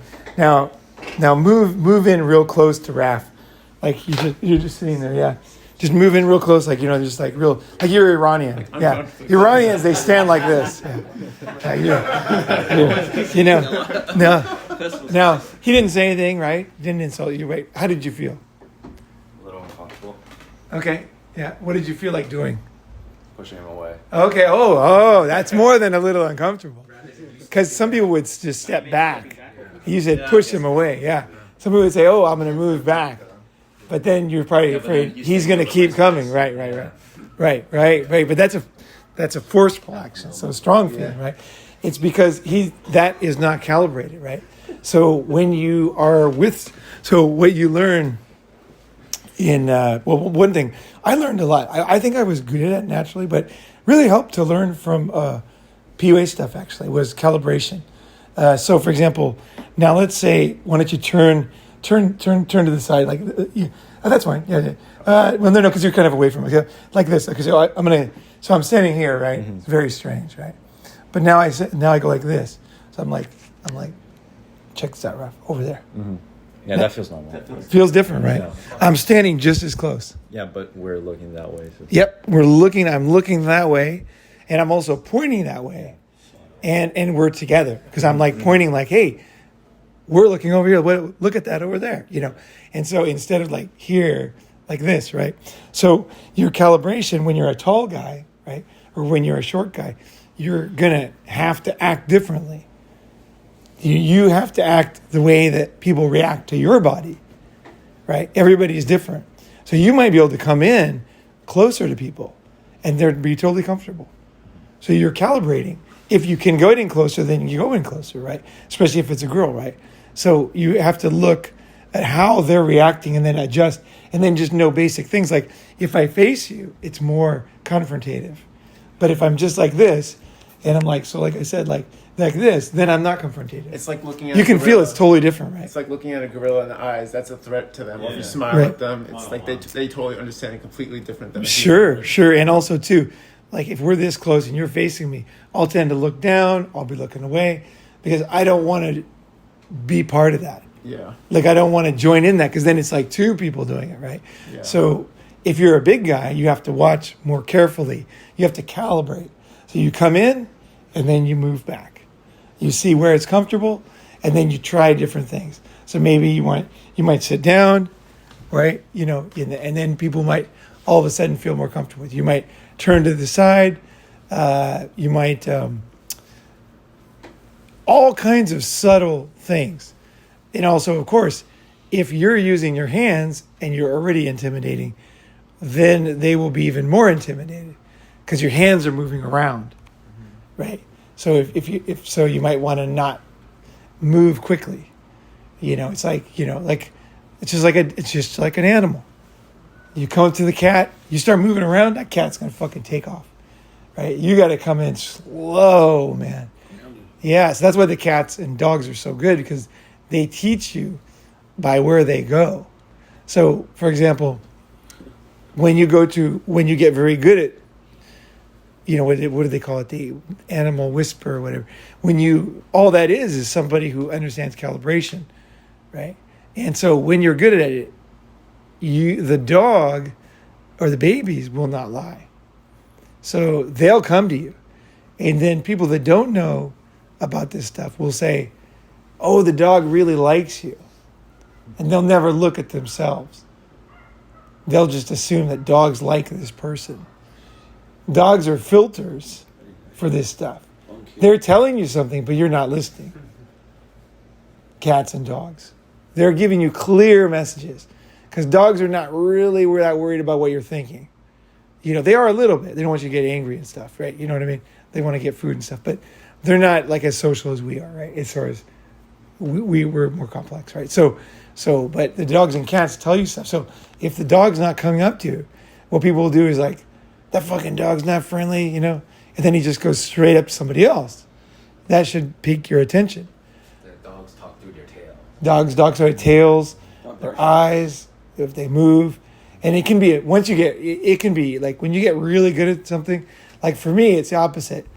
I got to be careful not to take the dog over. Like seriously, I'll go to someone's house and then I'll connect with the dog and I'm super into it. And then I come back and then the dog's following me around, not him. And it's not my dog. And so it's like, some people are totally cool with it. But there's a lot of people who aren't, actually. Mm-hmm. They take it seriously. Like, they get really jealous. So that's calibration too. So if I have that feeling, I'll talk to the dog a little bit, you know. That's cool, you know. But I'll be a little friendly with the dog, you know.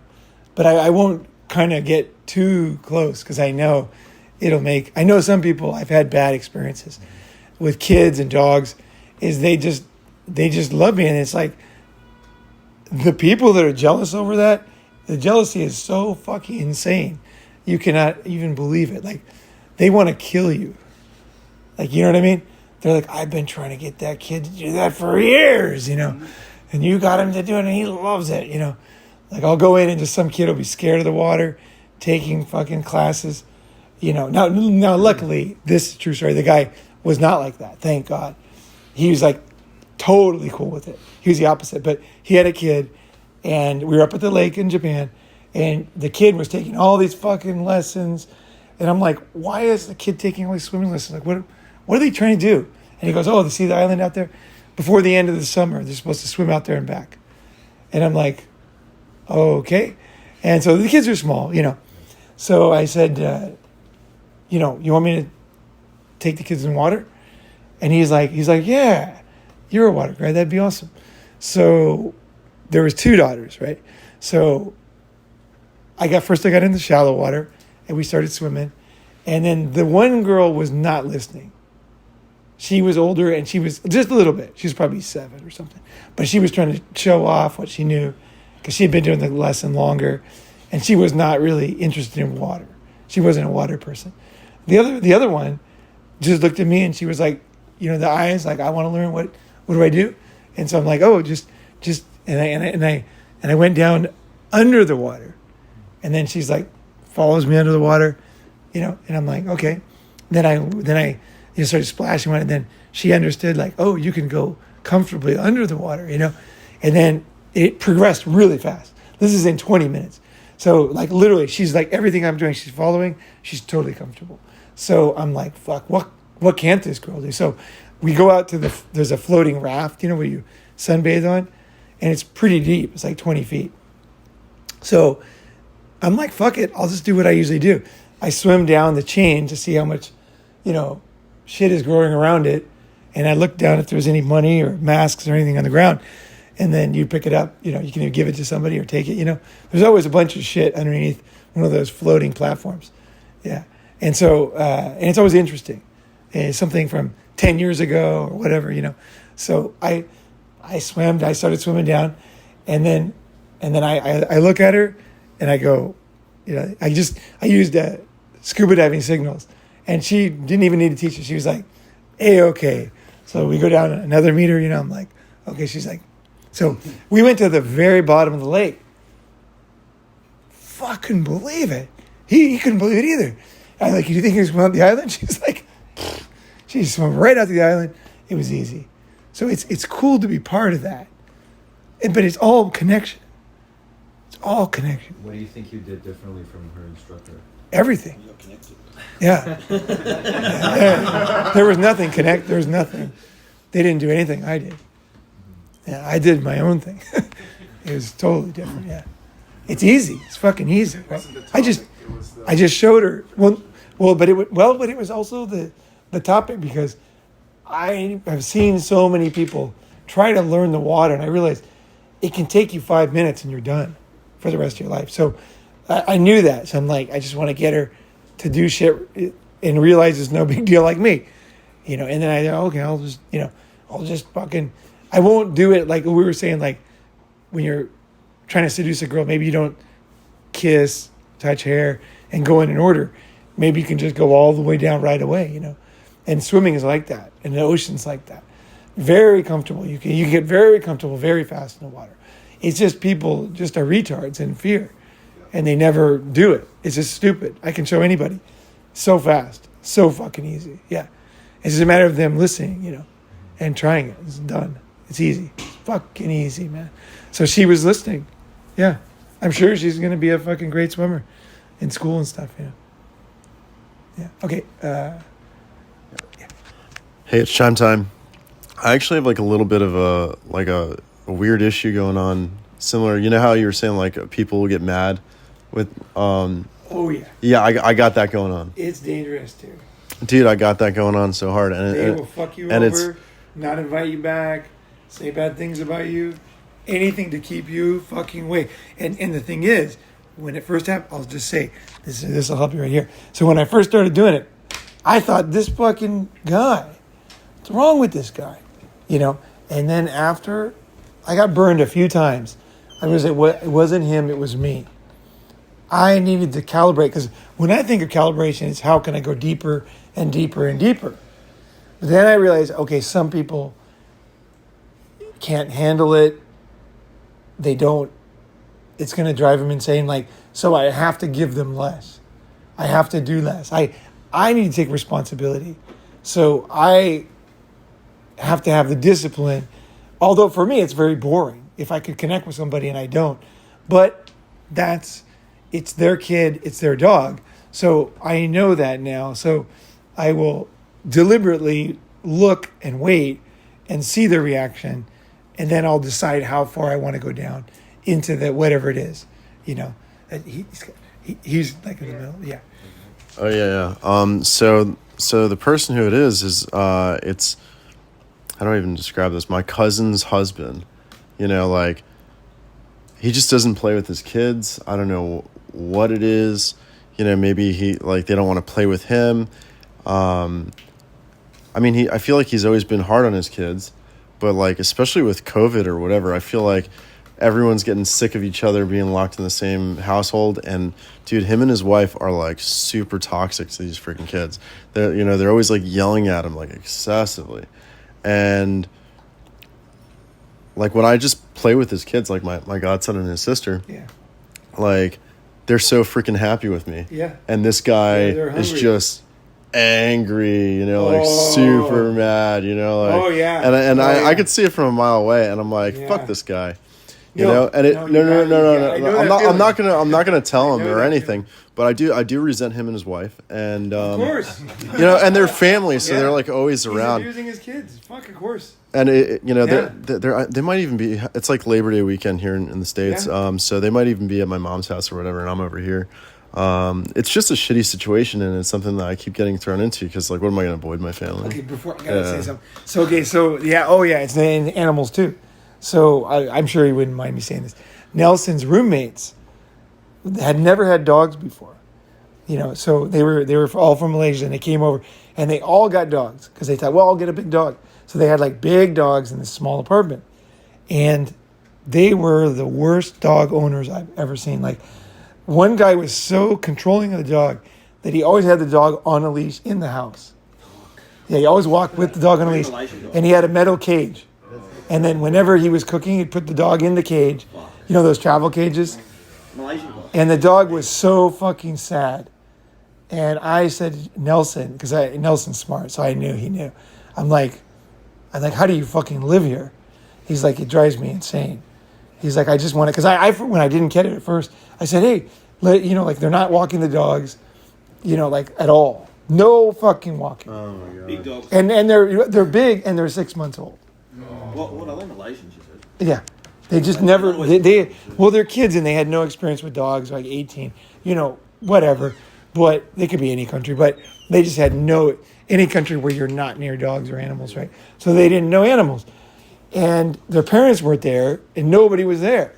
Here they're on their own. They got money from mommy and daddy and they're fucking putting dogs in cages with no water in there because he knocks it over, even if they did, you know. and for a long period of time. And at first I said, hey, look, I love walking dogs. Like, I'll walk the dog. And then he was kind of like, and then afterwards I realized every time the dog came near me, he's like yelling for it to come back, or pulling it back. And I'm like, That's so sad. and it was so sad to be there. And so I called Nelson the other day. I'm like, Nelson, what's up with your fucking roommates? And he goes, I moved out. So You couldn't free the dog. no, there was nothing you could do. There was nothing I could do. I mean, I could have called the police because they would have definitely come. Because you can't just put a dog in a cage with no water. Do you have the RSPCA here? What's that? RSPCA here? Like we have a... They got some kind of. Yeah, we have I was staying with him, so I didn't feel. It was a difficult decision. I didn't call the animal thing, and it was probably because it was the first time I experienced this, and I didn't really know how to handle it. But it was very painful for me because every fucking day the kid. Of course, the fucking dogs loves me, right? I mean, in comparison to that. So it was like that made it worse, and it was just like, and that made them treat the dogs worse too, because they would come to me, which was breaking all the fucking rules. So it was like, I'm just like, I just miserable to be around them. So sometimes, and I've seen it with kids too. You can be literally walking in the mall, and if you do something to the kid, you'll know when you get really, the more you think about it, you'll know right away how they're treating the house. By the way they react and the way the kid reacts. And it's just like you just see sad people everywhere when you are good at this. And you just have to live with it because you can't fix everything. I mean, it is sad. It makes me very sad when I see that. What am I going to do? Like, you can't take the kids. And they're not going to take the kids over something like that. They're just not going to. So it's like, they're the parents. And you just have to think, fuck, I'm glad it's not me. Fuck, you know what I mean? I'm glad I'm not that fucking kid. I'm glad I'm not that parent, It's sad that parents have kids and they don't know how to raise things. Oh, yeah. Somebody got pregnant. That's a parent. A parent is some bitch in the fucking club who got nailed. Now she's got a kid. Yeah. They weren't ready to be parents. Yeah. Yeah. I'll just say one thing because I was actually at Nelson's place with Paul and saw it. So, because you were saying, like, it's like, well, they didn't know how to treat dogs, but they were treating humans kind of the same way. You were really uncomfortable there, and I felt it too. They were all speaking Chinese. Like, why the fuck were they not treating me good? It was just weird. So the energy to the dogs. Yeah. No, my Chinese was better. So yeah, it was like they They're didn't. Malaysian, right? I couldn't backstab. Chinese was their second. And that made it even worse. So I can't speak Chinese with them. Fucking sucks. Some people just fucking brutal. Yeah. So the energy with the dogs was the same as the energy with people that they had. That's all I'll say. Yeah, I agree. They didn't have the social skills. But people had these social skills. They weren't. Sometimes people get a dog as a crutch, like they can't interact with the person, so they get a dog to like. I don't know. That's very accessory to yeah. It's like a miniature baby that you can just go to the store and buy. I'm really interested in what Gabe has to say because he's been wanting to talk for a while.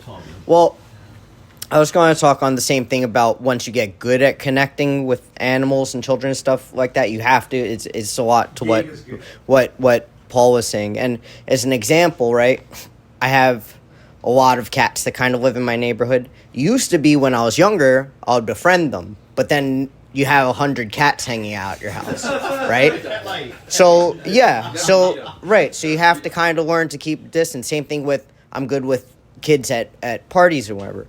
But then if you do that, now the kids are like going to constantly be crawling up your butt. And you're not going to be able to get free of it. And just to add on to that, I want to say that's also the case when you go to big groups and you want to connect with everyone, you're connecting with everyone, but then there's like people that are like, oh, he's connecting with me? And now they're going to fucking follow you around all night and they're not going to leave you alone because you're like the person that connects with them. It's cool connecting with them for a minute, but I have the ability, I can go connect with other people. They don't have that, so now they want to like latch on to me. And they it's hard to get them off once. So you have to kind of be, you have to have some discrimination or something like that in the people that you connect with because some people will just become, like Paul said earlier, the people that want to keep talking with you. A lot of times they're just like drag you down, they'll ruin your night, and they'll be leeches. It's not always the case, but definitely you'll run into people like that. If you're connecting with everyone, some of them are gonna just be like, they just want to like leech off your energy or something like that. So yeah. I was gonna say, Excellent point. when you were talking, Luke said, "Don't feed them." That is a very fucking good point. Okay, people that are not good with animals will feed animals because they're kind of bribing them. So they're like pathetic. They will bribe the dog, and then they will even say, you'll hear people say, he only comes to me because they only come to humans because of food, you know. And what they're saying is, you know what I mean? They're talking about themselves, right? So, you know, so the thing is, I've seen this many times. So beware of people that feed animals, because you're talking about connecting. You're not talking about bribing. And I also don't bribe girls to be with me. I don't give them money. You know, they don't get money. If they want to be with me, it's because I connect with them. And they want to connect with me.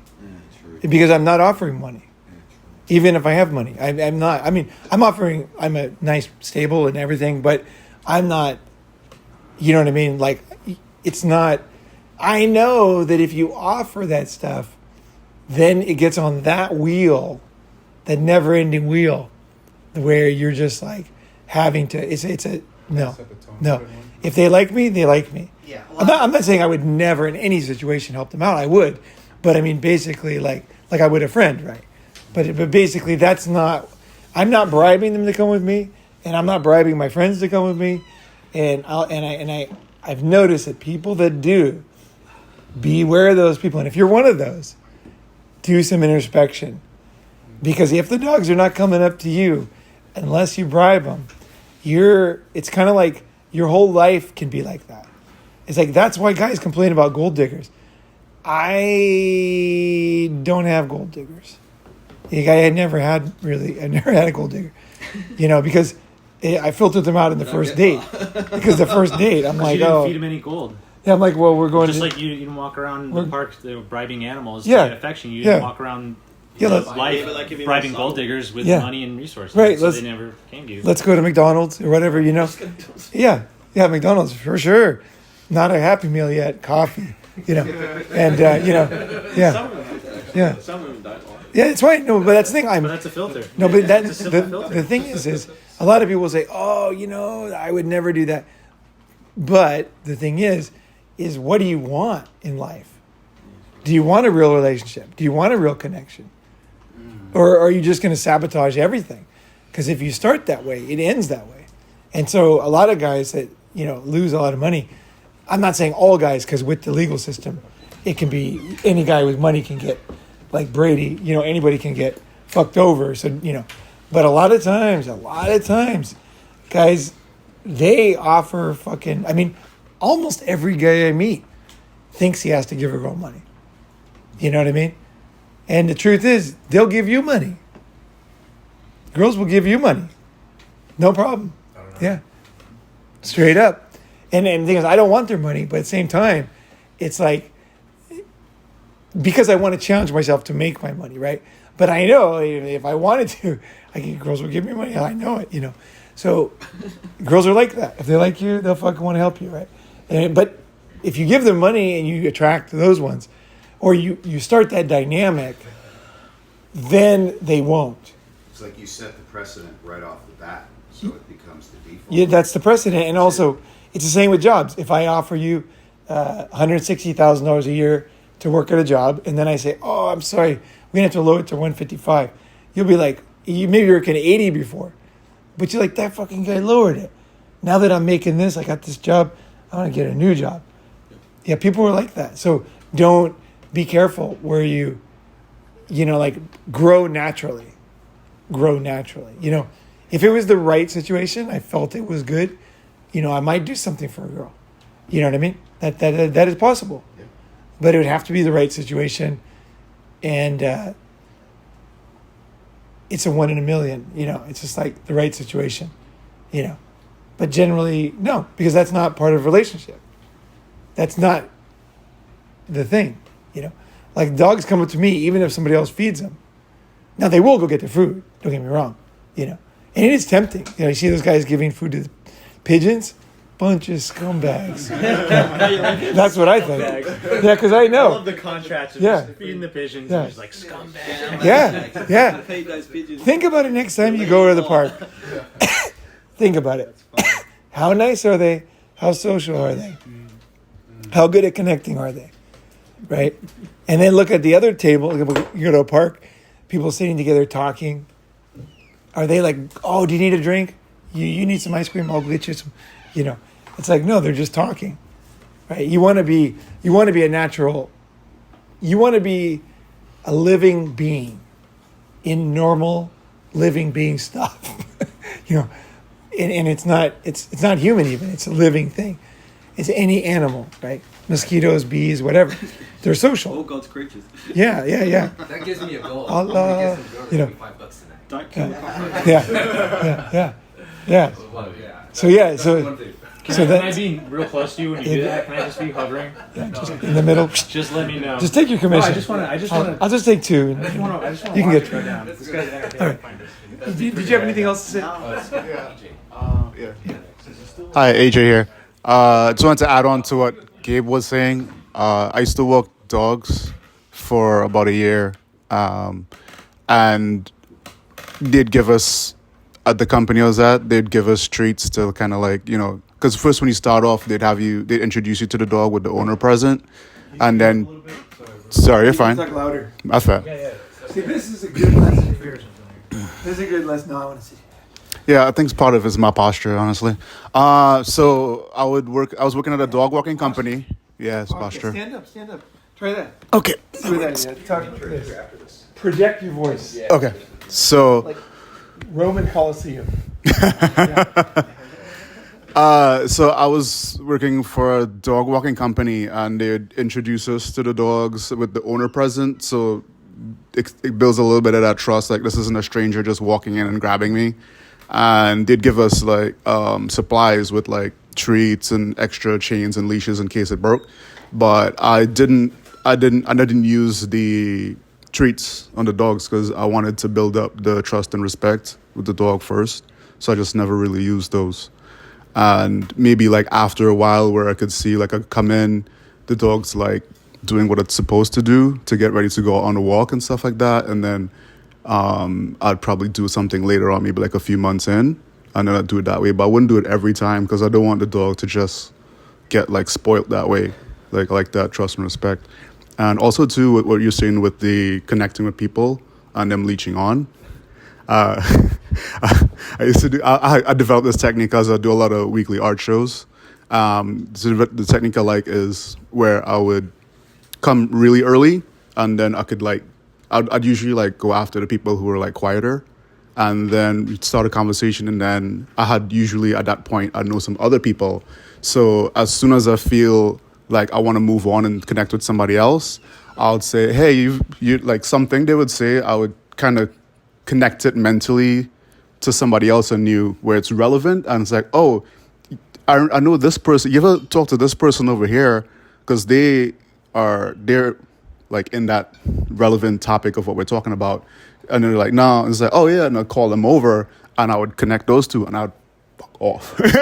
And it was sweet because it's just like, okay, a good energy, like you kind of bring the person in because they're new and they're a little bit shy as well, and it's like, okay, cool, I like the conversation, but I think it's kind of run its course for me because I gotta, it gets draining when it's too much, and it's like connect them with somebody else in a relevant way, and then just go out and find somebody else. I think that, yeah. Yeah, I was gonna say, yeah, you're good socially because you tend to get groups around you and everybody's talking, and you take risks when you share. Like you did at that restaurant, right? Yeah.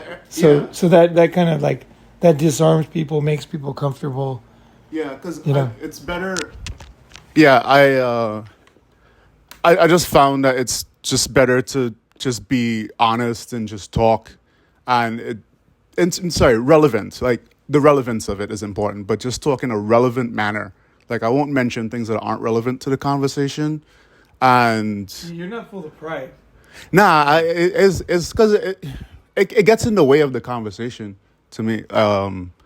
and I can't learn anything, and my major thing is learning. So like that stuff we were talking about earlier, I am biased because I do want to learn stuff. So usually I like situations where I'm learning things. I always like learning things, and I get bored when I'm not learning something. And so like that's my motivation to doing it. So everything I say, it's coming from I want to learn something. It's coming from I want to learn something bias. So that's my primary motivation with things. Yeah, and sometimes listening to people, like asking people a question, like how do you do this, or that can be very interesting for them too. Yeah. If you actually are interested in learning, maybe you're not going to learn astrophysics or whatever, but you have one question you want to ask, right? And then you're just kind of like, why is this, or how does this kind of, and they'll be like, oh, it's like toothpaste. There's different layers. There's color red, green, and blue. And they'll explain it in a way, and you'll be like, oh yeah, they're separate, but they're all there. That kind of thing, right? Yeah. Like, I don't know if you want to use your name, but you're talking about what you got going on, and you're so passionate about it. It infected me to, it's like, oh, hey, it's kind of like hydroponics, and he's like, no, this is better, and it actually, like, you get more nutrients, and you're, like, glowing, and then, so when you talk about the topics, I think you are right, where it's not so much the topic, but there's the energy, so it's, like, the energy in the topic, like, there's that transference of just, like, that flow, and like facilitating that flow and keeping that flow going, and then recognizing if we tweak in the calibration aspect of it, recognizing when that flow is starting to taper off, and then like moving back and like, okay, let's either change gears with the topics here, or okay, let's not drain it off. Yeah, let's do something else, or before it totally dries it off, because if you dry it off and you keep it on, then it gets draining for both parties, and then you start to like, okay, I don't want to hang around this guy too much because it's going to drain me. Right. You're just connecting. You're just like, you're connecting. A couple questions. You're doing. What I like to do is I like to ask a question that I actually want to know. So like I think about stuff, and like I always was wondering, like if we're spinning around, like how fast does the Earth spin? Rotationally? Yeah. 100,000 miles an hour. 1,000. So it's 1,000 miles an hour. So I'm like, yeah. So the Earth is spinning. Plus, it's going around the sun, right? It's going around the sun too, right? So it's like fucking smoking, right? So I'm like, this fucking makes no sense. Like, you put a piece of paper on a coffee table outside, or on a picnic table. Like, if it's 1,000 fucking miles an hour, that thing's gonna fly off there. There's no fucking way, right? And so then when I meet somebody who knows about something, I won't ask a question that everybody else has. What university did you go to? I'll say, hey, look, this is something I always wanted. They're like, why the fuck is that paper? Because it makes no sense. It's not possible we're spinning, because my mind is like, doesn't get it, Like before, I didn't understand why airplanes fly, because I'm like, wait, if I try to jump, how high can I jump? Now, if I have a suitcase in my hand, I try to jump, how high can I jump? How the fuck am I going to jump to England? And especially if I have a bunch of metal and fuel with me and a fucking bunch of fat people. How the fuck are we going to get over there? Makes no sense to me, right? Then someone explained it to me, right?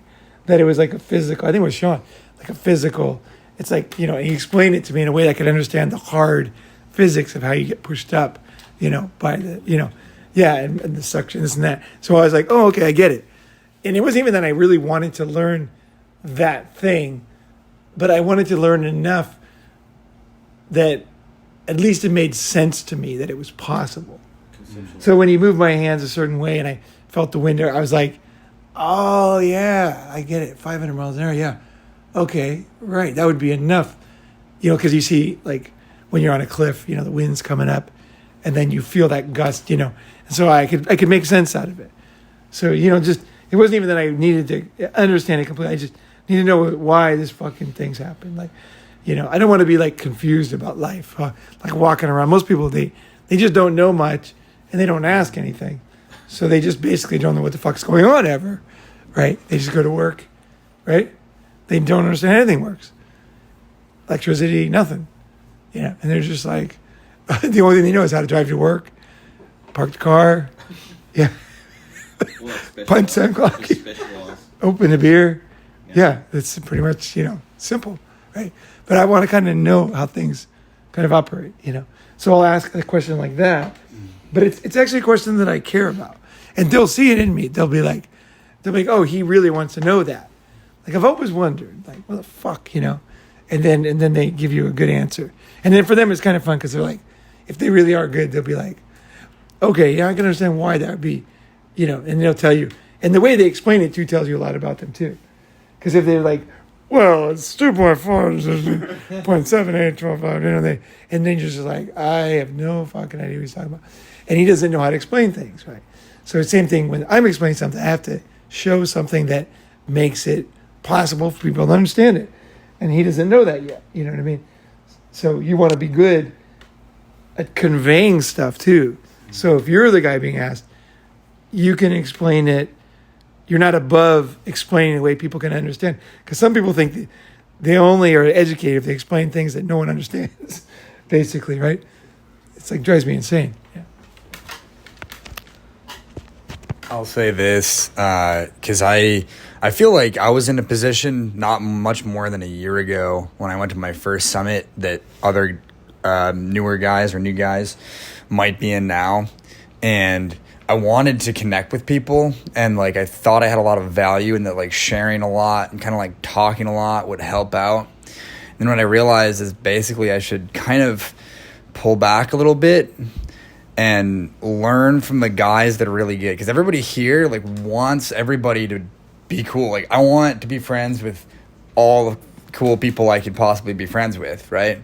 But zero the people that are not cool at all, and if I am like in a position where there's a lot of people around me that are really good at something, like I don't need to like try and explain to them how what they're doing is good. I just need to like watch them do it well, and then be around them, and it's kind of just gonna rub off as long as I'm open to being like, God, like Chime knows how to be present for a conversation. He's present right now. He's like the most present one. He's like, you know what I mean? So it's like, I'm just gonna like do that and like let that absorb, right? That's gonna be the most value I can get out of it, right? Rather than, yeah, I think that's all I wanted to say. Are we still doing intros right now? I don't know. Yeah. Are you ready to do an intro? No? I don't know. Was it an intro? I don't know. No, it was just a little. It was just like Yeah. a skit. We need to know you. Oh. Okay. Hi everyone. I'm AJ. What do you guys want to know? It help me out a little bit here, please. How did I get to know Ronin? Yeah, your MGTOW journey, your life. Okay, thank you. So, MGTOW journey, I kind of came across Patrice O'Neill's content on Black Phillip, Opini Anthony stuff. And then that was about 10 episodes. And then there was a guy on that show called Dante Nero, like one of his friends. And he did a kickoff of the B.H. Phillips show. So I was following that. And then I think there was some YouTube stuff that started to pop up over the years here and there. So I would check it out. And it just rabbit holed from there, really. And then getting different styles of people who would specialize in different content. Actually reminds me, there was some pickup artist stuff I had come across earlier because I was really bad with women when I was a lot younger. Mystery, I don't know if you heard of Mystery, yeah, like the Mystery stuff, and Neil Strauss, I think. So there was some of that. So like that helped me a lot because I was bad at picking up. Like I could never feel if some people could tell if someone's looking at them. Like I never had that. So I had to get better at seeing and like reading body language and stuff. I'm an only kid, so there's a lot of stuff like in that category that I was missing out on. So being able to recognize if someone's interested, being able to spark conversations with women, because I had the equivalent of secondary school. Like I grew up in the Caribbean, and the equivalent of secondary school, I went to all boys school, so I missed out on that conversion of like preteen. Like I was integrated in like co-ed preteens, and then when I went into puberty, it was mostly like a male school, so it was hard for me to not, like kind of I was pretty much putting women on a pedestal, and I wasn't really looking at them as like humans, and I had to learn the switch of like, okay, hey, these are people too, and what the things they're concerned about, because they're different, physiologically, physically, and everything. And learning those things, learning how they show interest because they have different concerns, as, the fairer sex, and picking up and being able to actually initiate conversations with people, because I was pretty, like, I used to get grounded a lot.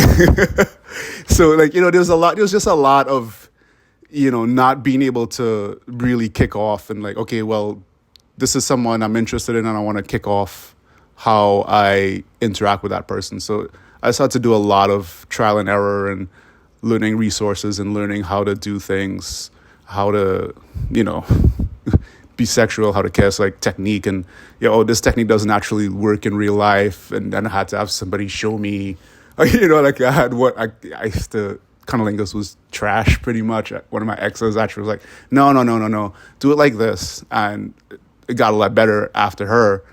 And, just like building on top of that, because I'd have people in my life tell me like, you're pretty funny, but you just lock up when you come around women. And I would, like, the more I liked a woman, I would just not do well with it. And that would frustrate me. I was like, I want to be able to just connect with the people I want to connect with. Like, it's great, but it's like, look, I want this and I want to be able to get it. And I had to prove it to myself, and I had to really work hard to get it. And this type of this genre of content, like I said, it started with the pickup artist stuff, but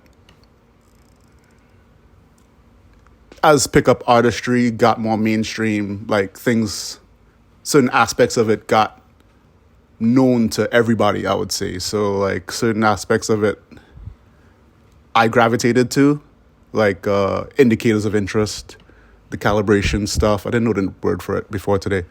And certain things I didn't like as much, like negging, because I thought it was a little bit too manipulative. And it came a point where I had to, like, I was a certain way. I'm, pretty curious. I've always been a pretty curious person.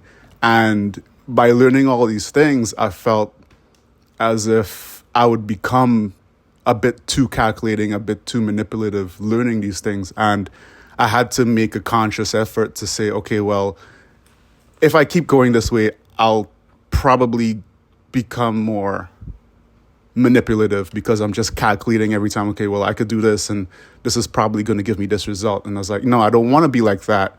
I want to stay curious and sincere.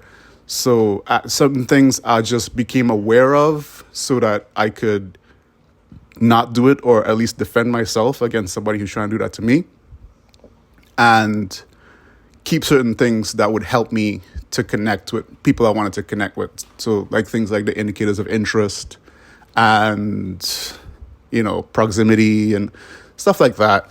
So I just try to integrate myself with it so much that it would just sink in subconsciously, so I wouldn't have to overthink it.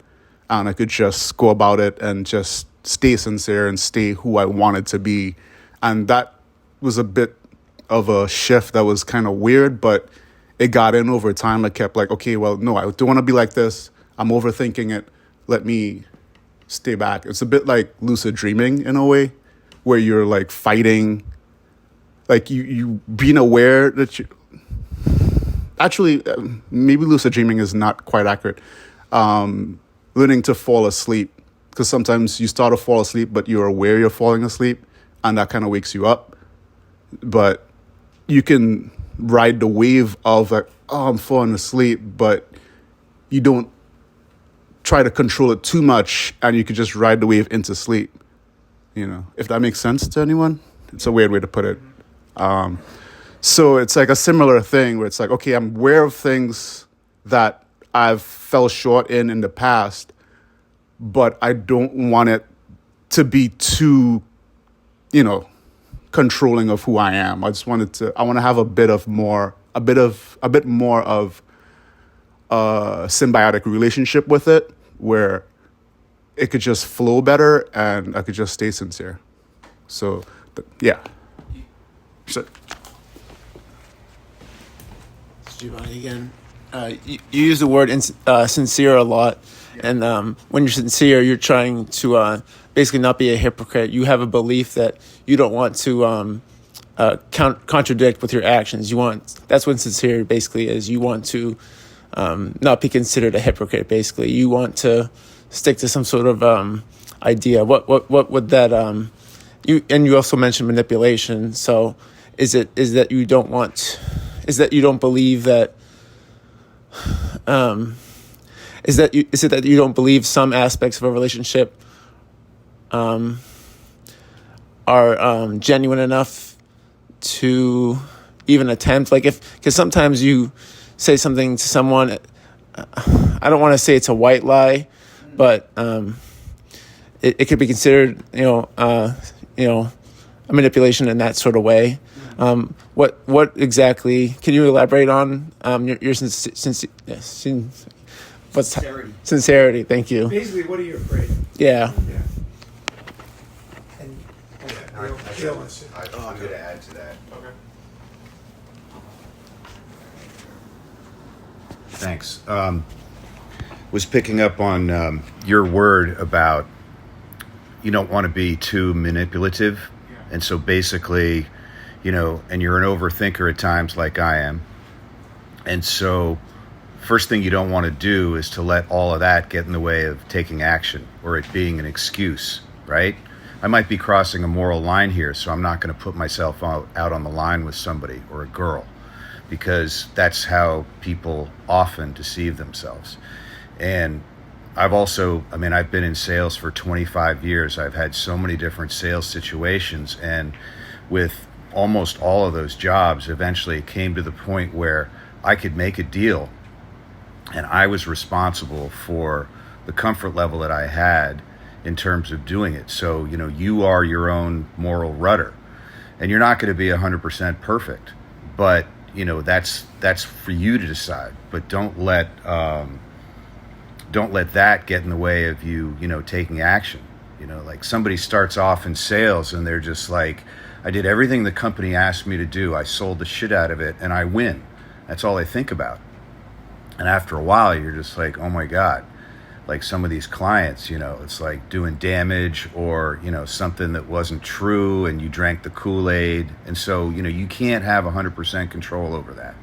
But you want to be honest with yourself and you want to say, I want to make sure that this moral thing is not just a cover for the easier thing to do, which is to not put yourself out there and to not take action.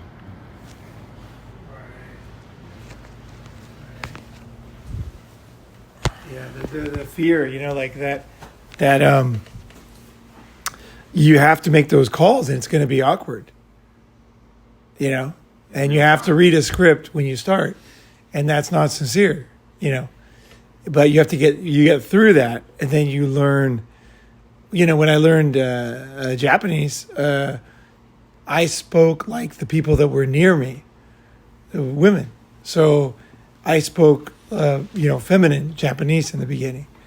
And then people said, oh, you can't do that, And I was thinking, nah, fuck, I'll figure it out. Like, first get fluent in the language, and then the subtleties will come, right? And then I started hanging out with guy friends and learning the difference between the two, because I couldn't even hear it. I mean, it wasn't like you're talking like, you know what I mean? Hey, some dude in the Tenderloin. You're just talking different words. That's all, And it's like, oh, I'm not using the right word here, And but then I realized, like, don't worry about it. Just learn the fucking language, and then later on you'll know your personality will come through if you keep, going forward. And I say the same with girls. Or sales, you got to go and make the sale. Like when I was working at Leo's, I just sold a bunch of shit. Now, I didn't know any better, and it was so focused on doing good and what I was supposed to do that it was enough for me. I had to learn all the different components and everything, and so I was really busy. But then after I left that job, I thought, I'm never going to have another job where I'm selling a product I don't believe in, you know. And so that was a good lesson for me, because then I never have. But at the time, it was way beyond me. Like, I just needed to learn to walk up to people, how to talk to them, how to answer their questions, show them things, test things out, have the right tape, ring things up. I had a lot to learn, right? So if I would have said, "Oh, I'm not completely myself," that would have never been a salesman. I had to learn it. And piano is the same. Definitely Japanese and Chinese were the same. It didn't feel like me, And I would watch things that are not like me. Like, I'd watch TV shopping channel because they say a lot of big numbers. And I wanted to learn big numbers because I couldn't do that. And then also politics. They talk about billions and trillions of dollars in debt. Those numbers, I had to watch things I wouldn't watch in English, And so I had to get that skill in order to be myself later, right? So it's easy to not do anything and call it that. And then also to be afraid. And then also to do the opposite, which is what most blue pill guys do, is they know they shouldn't sell shit, but because they have such high bills and they're married, they got to bring in the fucking money. I trust married guys the least. I think they're the most dishonest. Stab you in the back the fastest. And just a practical reason. They need money, more money. They have more to lose. Just like I don't trust a addicted gambler as much as somebody who's just a normal old lady, because an addicted gambler needs money, because they're going to be gambling all their money away. So that's why the CIA won't hire them, because they know they're very blackmailable. So, it's there's a lot there. But I was going to say, what was the last thing? Yeah, I can't think of it, so I'll pass it. Okay. Okay, so to Gio's question, so your question, you're asking about you said sincerity, like sincerity a lot, sincere, and you also mentioned you thought it seemed like you were trying to say that by doing the things like I guess in pickup would be considered manipulation or something.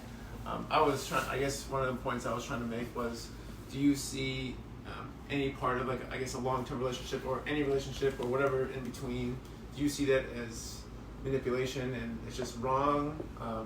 Is there like a mental block that... relationship with women or people? With women, because I don't get this question. Well, I just remember having that. Yeah. It sounds very complicated. Yeah. Make it simple. I had the. Yeah. What's the question? Yeah. Let me think of a short way. The question is whether pickup is too manipulative for you. And No. I mean, I think aspects of it can be, but I don't. right. But again, that's your moral compass that you develop. And at the same time, the other perspective that's important is that, you go around once in life. Life is this fucking game. So there are fucking apples on the trees everywhere. So go pick them. You'll find your moral compass. But you can't always be 100% perfect. But why not understand how the game is played so that you can meet some girls? It doesn't mean that you can't have a very strong relationship filled with integrity if that's what you want. These are just devices to get on board. It's the biggest problem in pickup is all the guys are like, it's the other way. I can't do that. It's too manipulative. Now, don't get me wrong. There was a lot of bullshit, so I don't know what guys you guys are watching. So I have no idea what there are people making channels that don't even know what the hell they're talking about. Don't do it. But the guys who actually go out and do the work, those guys have good stuff, because they learned it from experience, not from memorizing it or whatever. So yeah, there was a lot of bullshit on the internet. Welcome to the fucking world, But there are good guys. And it seems, okay, that's what it is. Man's biggest fear is approaching women. Okay, I'm not saying you should do it, but it's your biggest fear. we don't even, where death is nothing compared to approaching a hot woman. Death, we know it's going to come, right? We're not that worried about it. But approaching a super hot woman is just terrifying, walking across the floor and trying to succeed. When I say approach, I mean trying. I don't mean walking over and saying something mean. I mean like putting yourself out there, trying to say a joke, trying to be funny, trying to be cool. It's terrifying. And even if you're good at it, it's terrifying. So naturally, everybody that didn't want to do anything in pickup, they're always like, oh, that's too manipulative. And then, of course, society picks up on that. And anything men do is manipulative and evil. And so you got society telling you this. You might have even believed that from the mainstream media because they were all saying that. It's like they're just manipulators and this and that. Every pickup artist I know, personally, except for one, is married now. Yeah, they're all married. So, holy shit. Yeah, they're fucking married. Yep, they're all married. Is that for kids and other reasons, or the thing is they approach a lot of women, and their mindset was, I'm gonna approach a lot of women, and I'm gonna find a good one. That was their mindset. And which is a pretty understandable thing. Their mindset was, I'm not gonna take the scraps that life gives me. I'm gonna go find the woman I want. I'm gonna man up. I'm gonna talk to her. Fucking make her. I'm gonna get the best one. That was their mindset. That was actually pickup artists. And meanwhile, they were called manipulative. Like this idea, like that they were like fucking a million girls and stuff, was not true in my experience. Most guys, they would get a girlfriend, and then they would stop going to pickup stuff. They would say, "Oh, I want to have 8 girls in a jacuzzi," and yeah, they would. They'd say, "I read about this guy. He had 8 women in a jacuzzi." That was a big story back then. The guy had 8 women. Like everybody was saying, I had 2 women and 3, and finally it was 8, and nobody ever went higher. It was like that was the highest bullshit level, because he knew it wasn't true. This guy, it wasn't true, no way. But he was like, I had 8 women, and he picked him up and didn't get, and it's like so guys say they're manipulating, even though they're not manipulating, because they think it makes them look cool, but in reality. I was there hanging out with those guys, and they were looking for a wife. Straight up.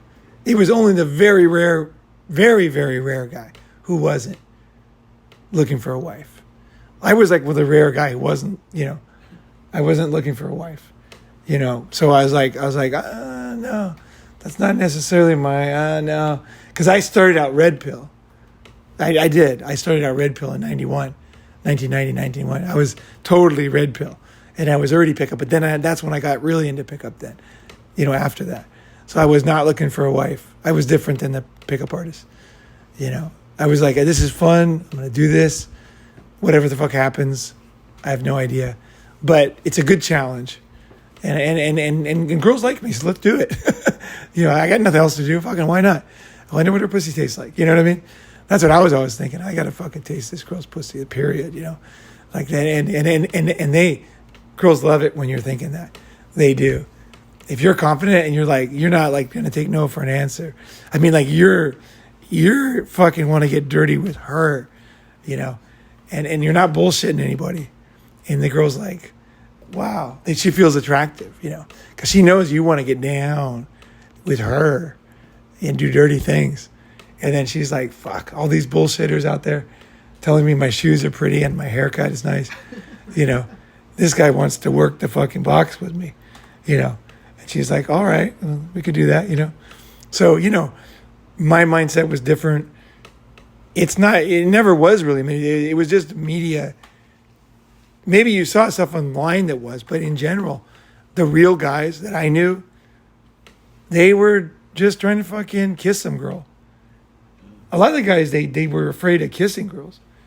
It was the opposite of what society said, that they are just these ruthless dogs just rolling through the women.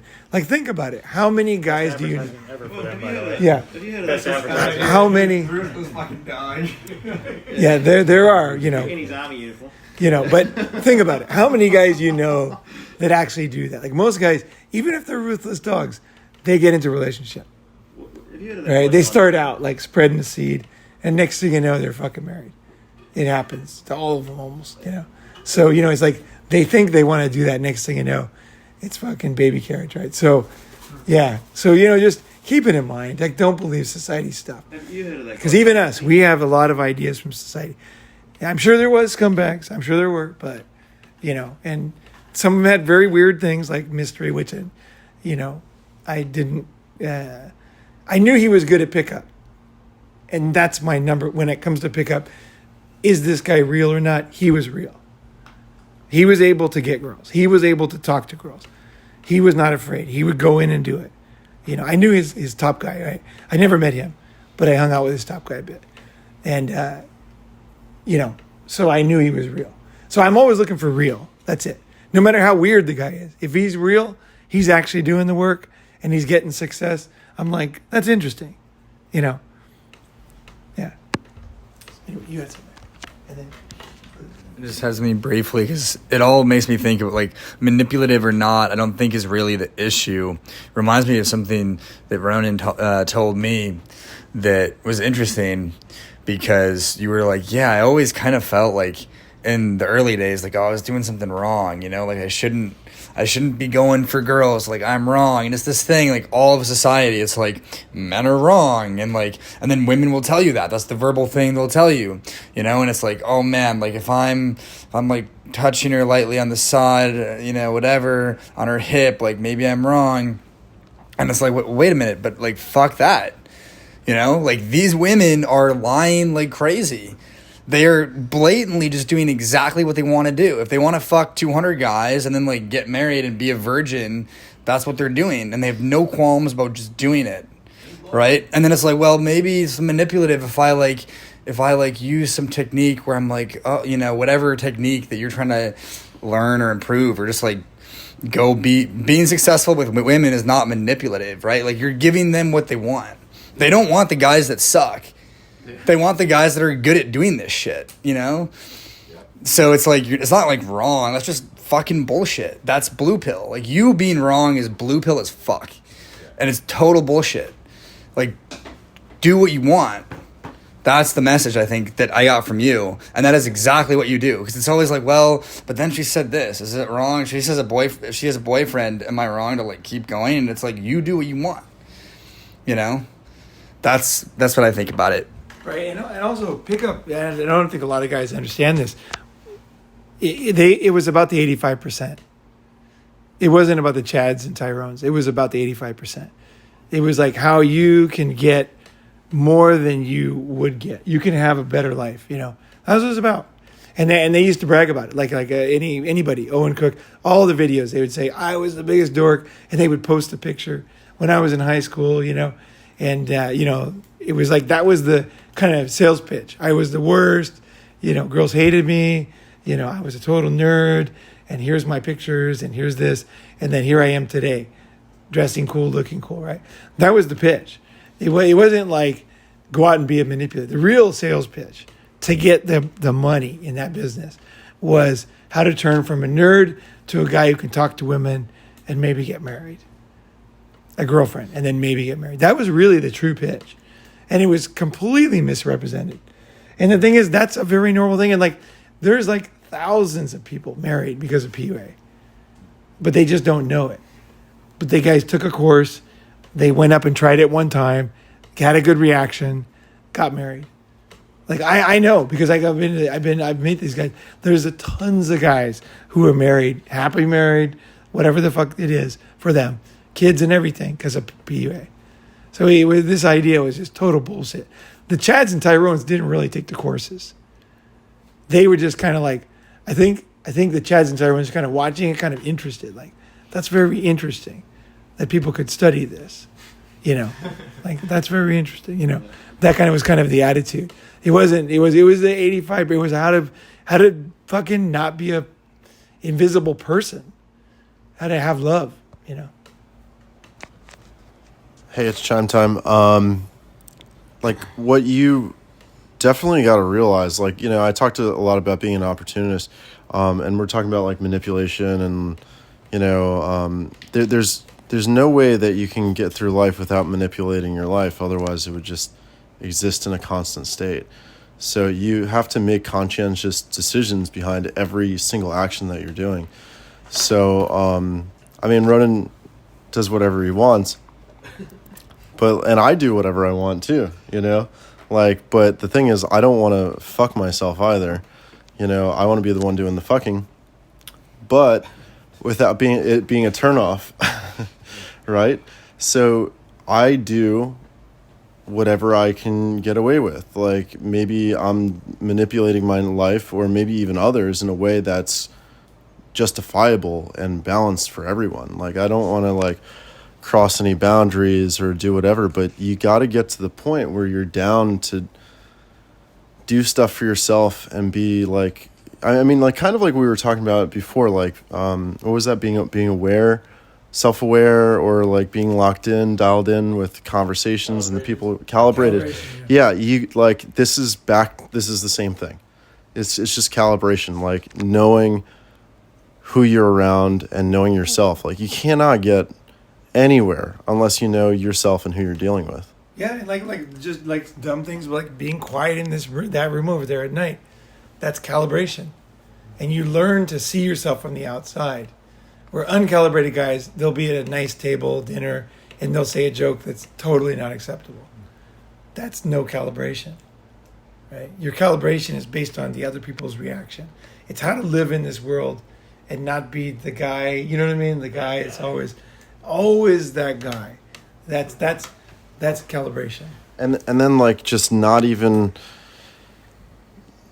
doing something, like, because you're being afraid of overstepping your bounds, like whether it's like with a girl or friends or anything, like, you feel like you're doing something wrong to whatever community you're in or whatever individual you're with.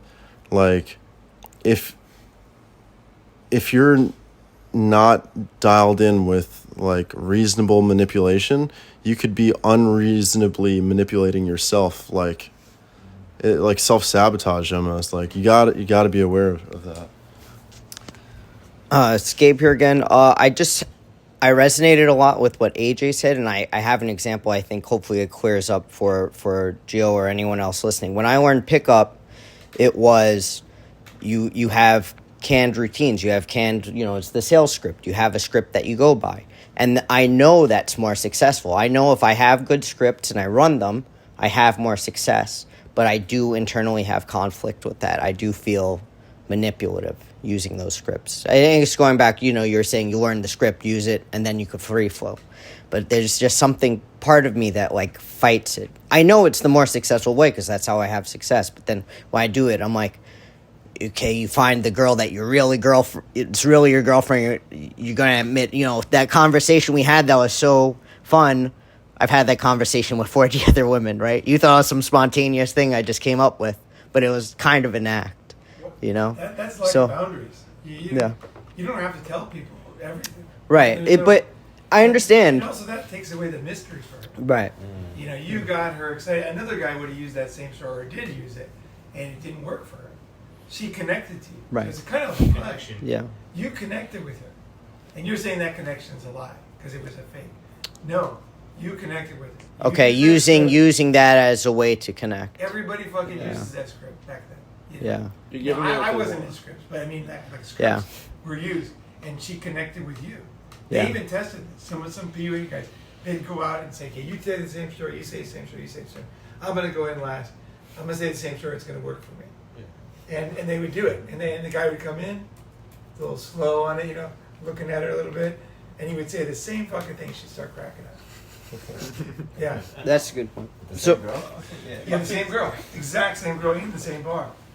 Yeah. But can I tap onto that example you used? So you talked to 14 women, and you use the same script on all of them, and on the 14th one, you find that you guys are connecting. She's loving you and laughing you. How could you throw that away just because the precedent was that I said the same words to 13 other women prior, and now that I'm getting that we're looking in each other's eyes and I can see the stars, fuck that. Yeah, don't because I said the same thing. don't buy the products I was selling. Like, don't cancel that contract. Yeah. Don't buy these. But like when even I, though they when fucking want to buy them. I'm saying it in like an obtuse way on purpose. I'm describing that situation in a very obtuse way. Yeah. I think women do the same thing though, because they do it. You want a woman to make an effort and wear dresses, and I mean, some guys don't care. Yeah, but I like talk a woman to feminine, actually give a shit about what they look like, even though I don't always. A bit hypocritical, but yeah. So I mean, they're manipulating you, because if we wear stockings, high heels, and a nice dress and lipstick, you're going to go. I mean, you would not want them to wear that. It makes your dick hard sometimes. You know what I mean? Like, so you're just triggering their signals that they want to hear from you, certain signals. I guess that's the thing is, here's the deal. Here's the real deal. You ever watch birds, right? If you watch like birds, right, mating, right, they do weird fucking shit. Okay, like they flap their wings. The guy comes around and then he makes a nest, and she takes the nest and throws it off the tree, and then he comes and makes another nest, and then he throws it off. She throws it off the tree, and then the third one, they finally fuck and have kids. And it's like all this, or the fish one, it's very interesting to watch mating. It's all a shit show. Okay, so you're taking it like it's some logical thing that you're breaking. Imagine birds shitting and throwing it all over and flapping and wings and stuff. That's the shit show that is seduction. That is seduction. It is a totally crazy thing. We evolved from single celled, organisms. So most of our life was as a non-human. We are illogical. We are part of the animal kingdom. We don't even understand our own sex. We don't understand why we do things. We think we do. We make up all these excuses, but it's not true. Anybody who knows sales, you know right away that how they actually make decisions is different than the way they act. They say they make the decision, right? So you make the decision on emotional reason. Like, this truck is going to make me look manly. And then the logical is, look, honey, this thing has 600 horsepower. We can pull the trailer in the summer. And he's thinking, I'm going to fucking be the badass in this truck, right? So his real reason was that. But you need the other one to logically get him to sign so that he can not look like what he actually is, trying to buy something to look cool. Yeah. And so that's sales, that's decision making. So it's all a shit show. So as long as it works, it worked. It worked. Like the magic happened, So, it's like it won't work if it doesn't work. You know what I mean? And now, what confuses it, a lot of times, girls will sleep with a guy, and then they'll change their mind the next day, and that's becoming very dangerous these days, because a woman can suddenly change her mind about what she did, but women always change their mind afterwards. It's very common, actually, to change their minds, like, oh, I shouldn't have done that, and they won't answer, or whatever. Women change their mind, but at the time it was the magic, and that might be enough to have a kid that she always wanted. I mean, it's seduction, it's sensuality, it's reproduction. It's so complex. Even saying that is making you like, I understand this, and I broke the law, I broke all the rules. It's like, this was a terrible black mark in the history of humanity. It's like, I realized over time that if the connection happens, the connection happens. It's just like, I can't understand it, and I don't understand myself. Guys are not simple, like women think. We're very complex. If a girl does a certain thing, I cannot want to fuck her ever again, for whatever reason. We are very weird creatures too, And I'll make a lot of excuses. I'll just leave her, and we didn't get along and that. But I can't fuck her anymore. Like, I just don't want to. It just doesn't, not in me, right? So it's like we are driven by these things, but we make up all these excuses. It's all very confusing. If a girl sleeps with you, she wanted to sleep with you. That's it. And then if she changed her mind, and then changed her mind again, calls you up. That's more likely. It's like, yeah, I'll give him a call. If you could see in their minds, it'd be going back and forth, back and forth. It's like, this is the guy, or he's not the guy. It's just like, I'm going to have some food. And then all of a sudden, hey, he was all right. Yeah. And talk to her friend. And you guys seem like you're having fun. I did? yeah, you were having fun. He's a good guy, you know. It's just you're part of the fucking program, you know, and the friendship and love and everything. It's you can't manipulate it. It's like I don't know. You don't want to lie, like as you said, the sale when you sold your Volkswagen, you didn't want to lie that it hadn't broken down. Yeah. That's blatantly getting a sale, and you wouldn't lie about a product if it wasn't going to deliver. Well, that's when it gets you into shit. If you're blatantly lying to her, like about your age, stage, there's an energy about that probably would repel her. Well, I found that most people lie all the time, and like, so my better sales strategy is to tell the truth totally. Because what happens is when I do that, it's not perfect, but then eventually people trust me, and when they trust you, they will listen to you. So that's how I built my business.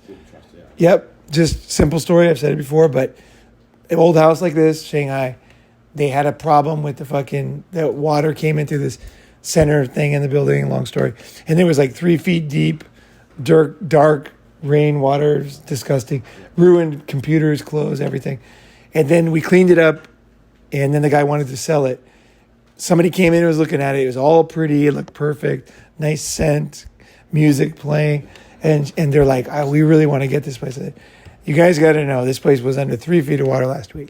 He looks at me like, he goes, why did you tell me that?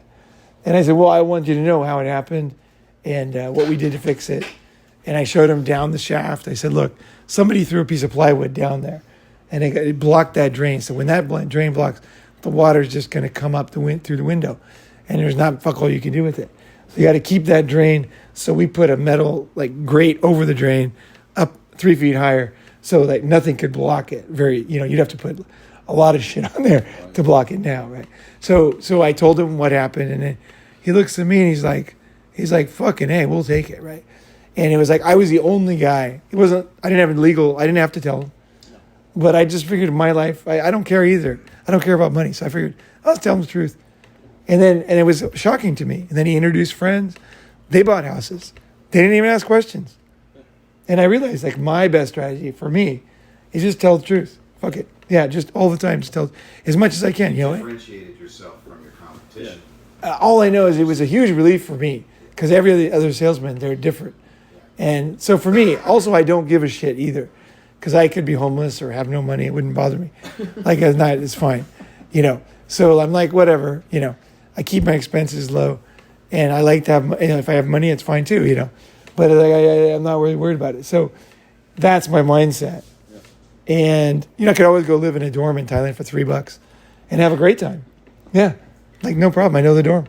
So everybody has their own way of doing it. That was my way. I'm not saying you should do it, but that's truly was my way. And that was awesome because I realized nobody else is like that. They could ask me anything. I just tell them.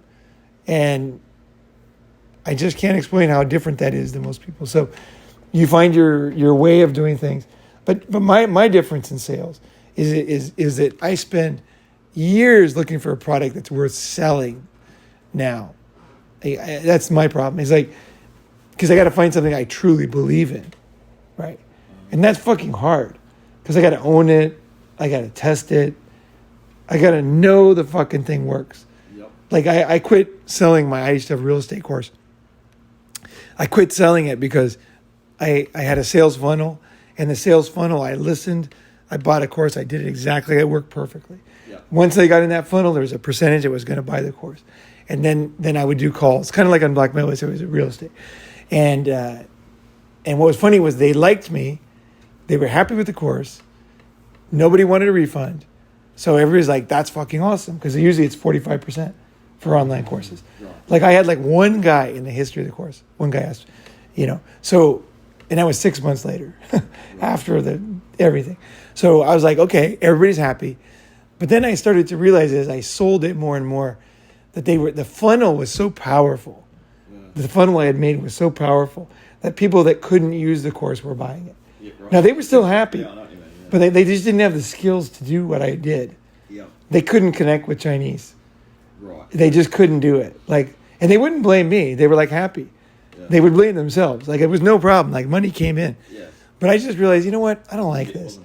Even though it works and I put all this work into it, it's I just don't like it because I know that only 1 out of 10 have the skills to be able to put in.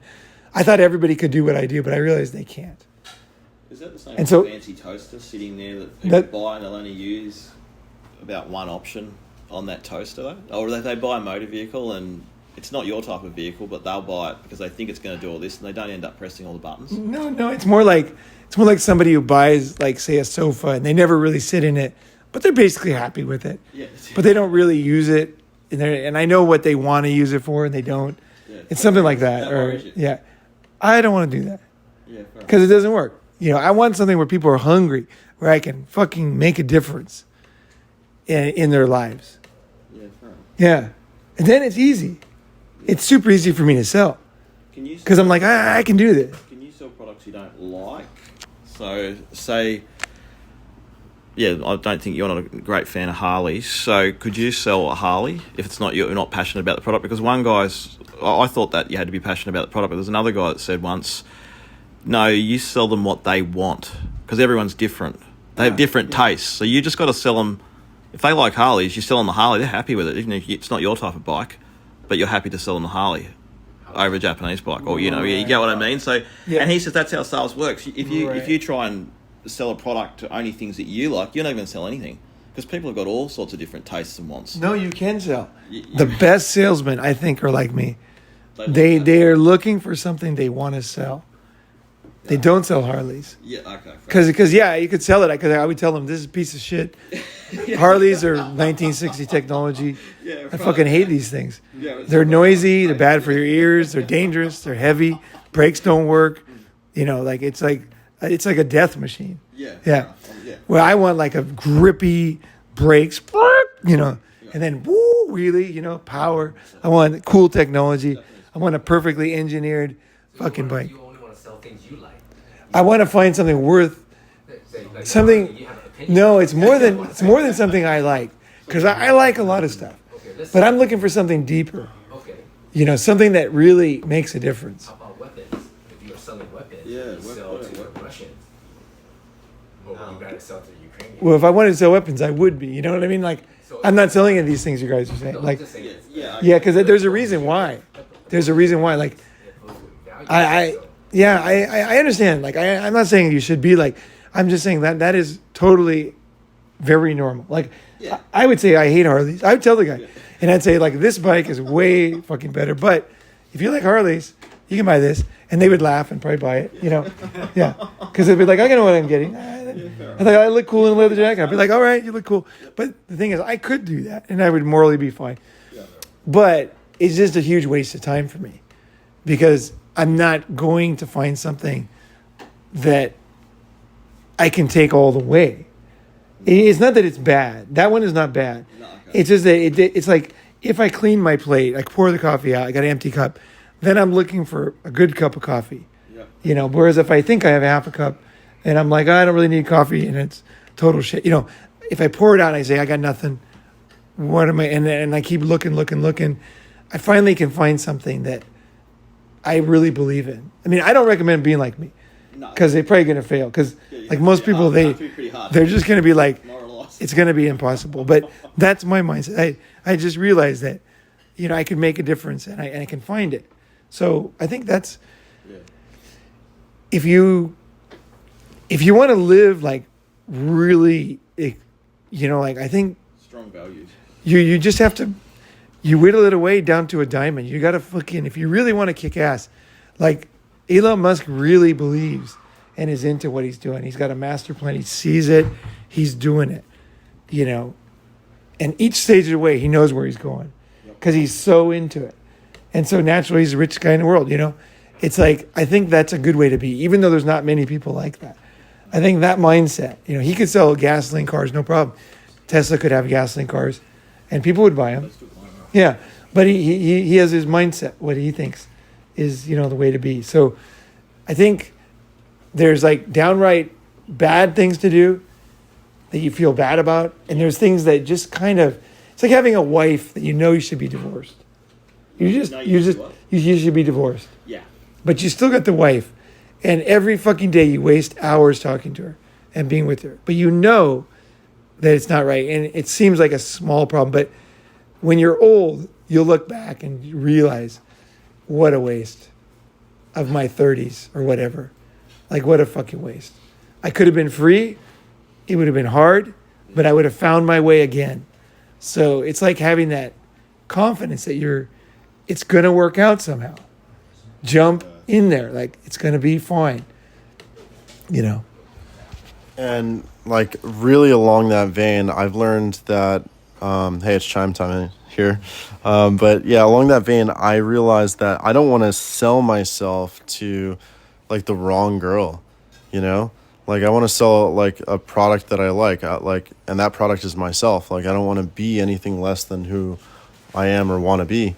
And, you know, like it just completely disallows me from being other girls. Like, yeah, there's like, these sentiments that, you know, like if you're in a relationship and you're with the wrong person, then you like figure out what you dislike. But I've kind of done that, and now I'm going in a different direction where like I was, you know, shopping and I found somebody I want to be with that I can be myself and sell what I want to sell, like, you know, like, and no compromise, you know, being what I am and who I am.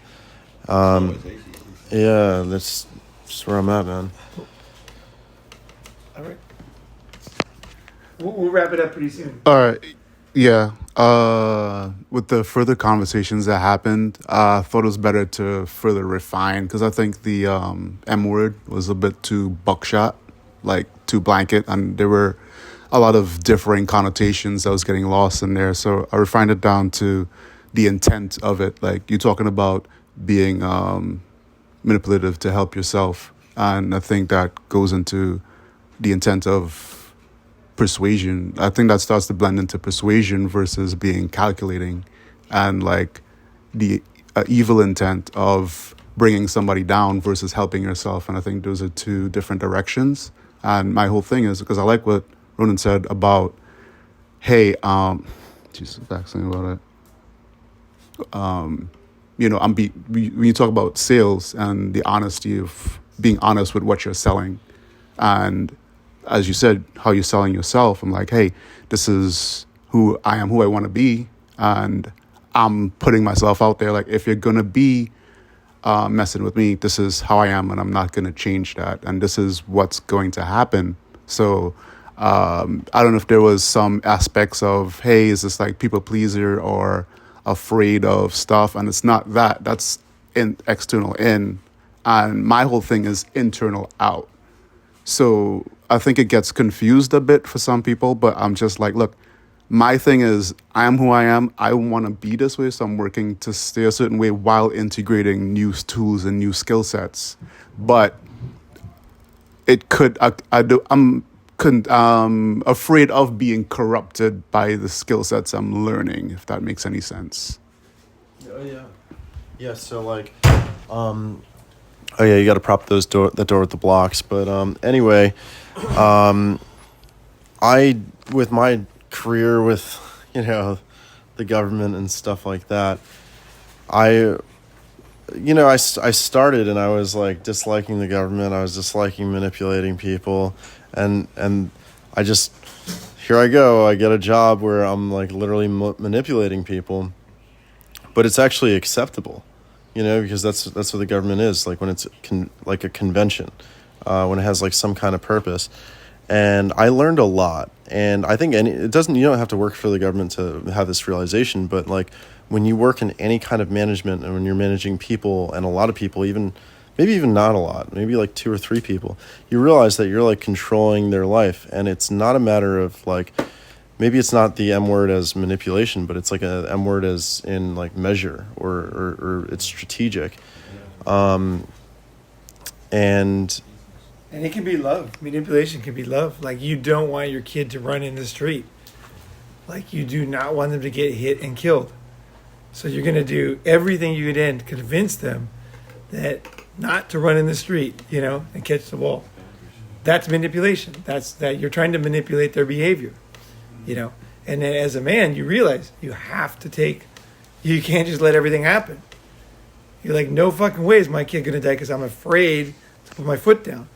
There's no fucking way he's going to get killed. If he understands or doesn't understand, it doesn't matter. You know what I mean? My job as a man is to make sure things go okay, you know, people survive, right? So, you know, you have to like, as a kid, you don't want to do anything, you're afraid, but as a man, you realize I need to make sure the ship fucking doesn't get lost, you know, go on the rocks, right?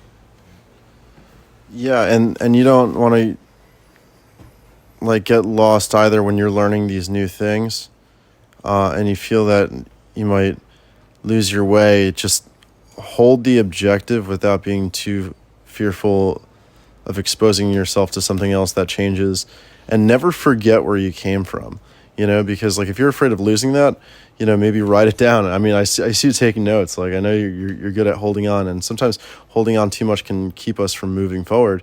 But you know, again, measure. You gotta you still gotta move forward a little bit, even if it's like risky business. You know, Everybody it's gotta be errs calculated. one way or the other. Yeah. Either you err naturally towards taking action, or you err towards like hesitancy, right? So you have to like watch yourself too. You got to be honest with yourself. If you're the one that hesitates towards taking action, you have to say, well, am I upsetting too many people? You know what I mean? Am I just being a problem? You know what I mean? Am I always trying to do this? And then if your hesitancy is, am I saying that I have this good intention, right? But actually I'm just afraid and I wouldn't do it anyway. You know, so you have to be honest with yourself. Where are you on that? What's your general problem? What's your, you know, everybody has a problem, right? So what is your general situation? Because don't just keep going, oh, I don't want to be that. And then you look at yourself. Do I fucking take action? Like, am I getting out there? Is my real problem, you know, breaking too many eggs to make an omelet or not enough, right? So you have to be honest with yourself too. It's not about what is right and wrong. It's like, where are you on that stage, right? Where are you as a person? Because you are on that fucking thing, period. You know, we're not all the same. Everybody's different on this one, you know, and sometimes you have to push yourself to take action, you know, so you might be in the middle, right? Of course, you know, where you take action, but it's not that easy, you know, that's like, it has to be a push, you know, like sometimes some things it helps when someone pushes me, right? Certain things, other things I can just totally do it on my own, but generally everybody needs a little push. Even the action takers, they kind of need something to kind of get them, you know, it helps. Something fucking happens, you know, some reason, you know, to do it, right? Anyway, let's end it here. That was fucking awesome, you guys. Yeah. Dude, that was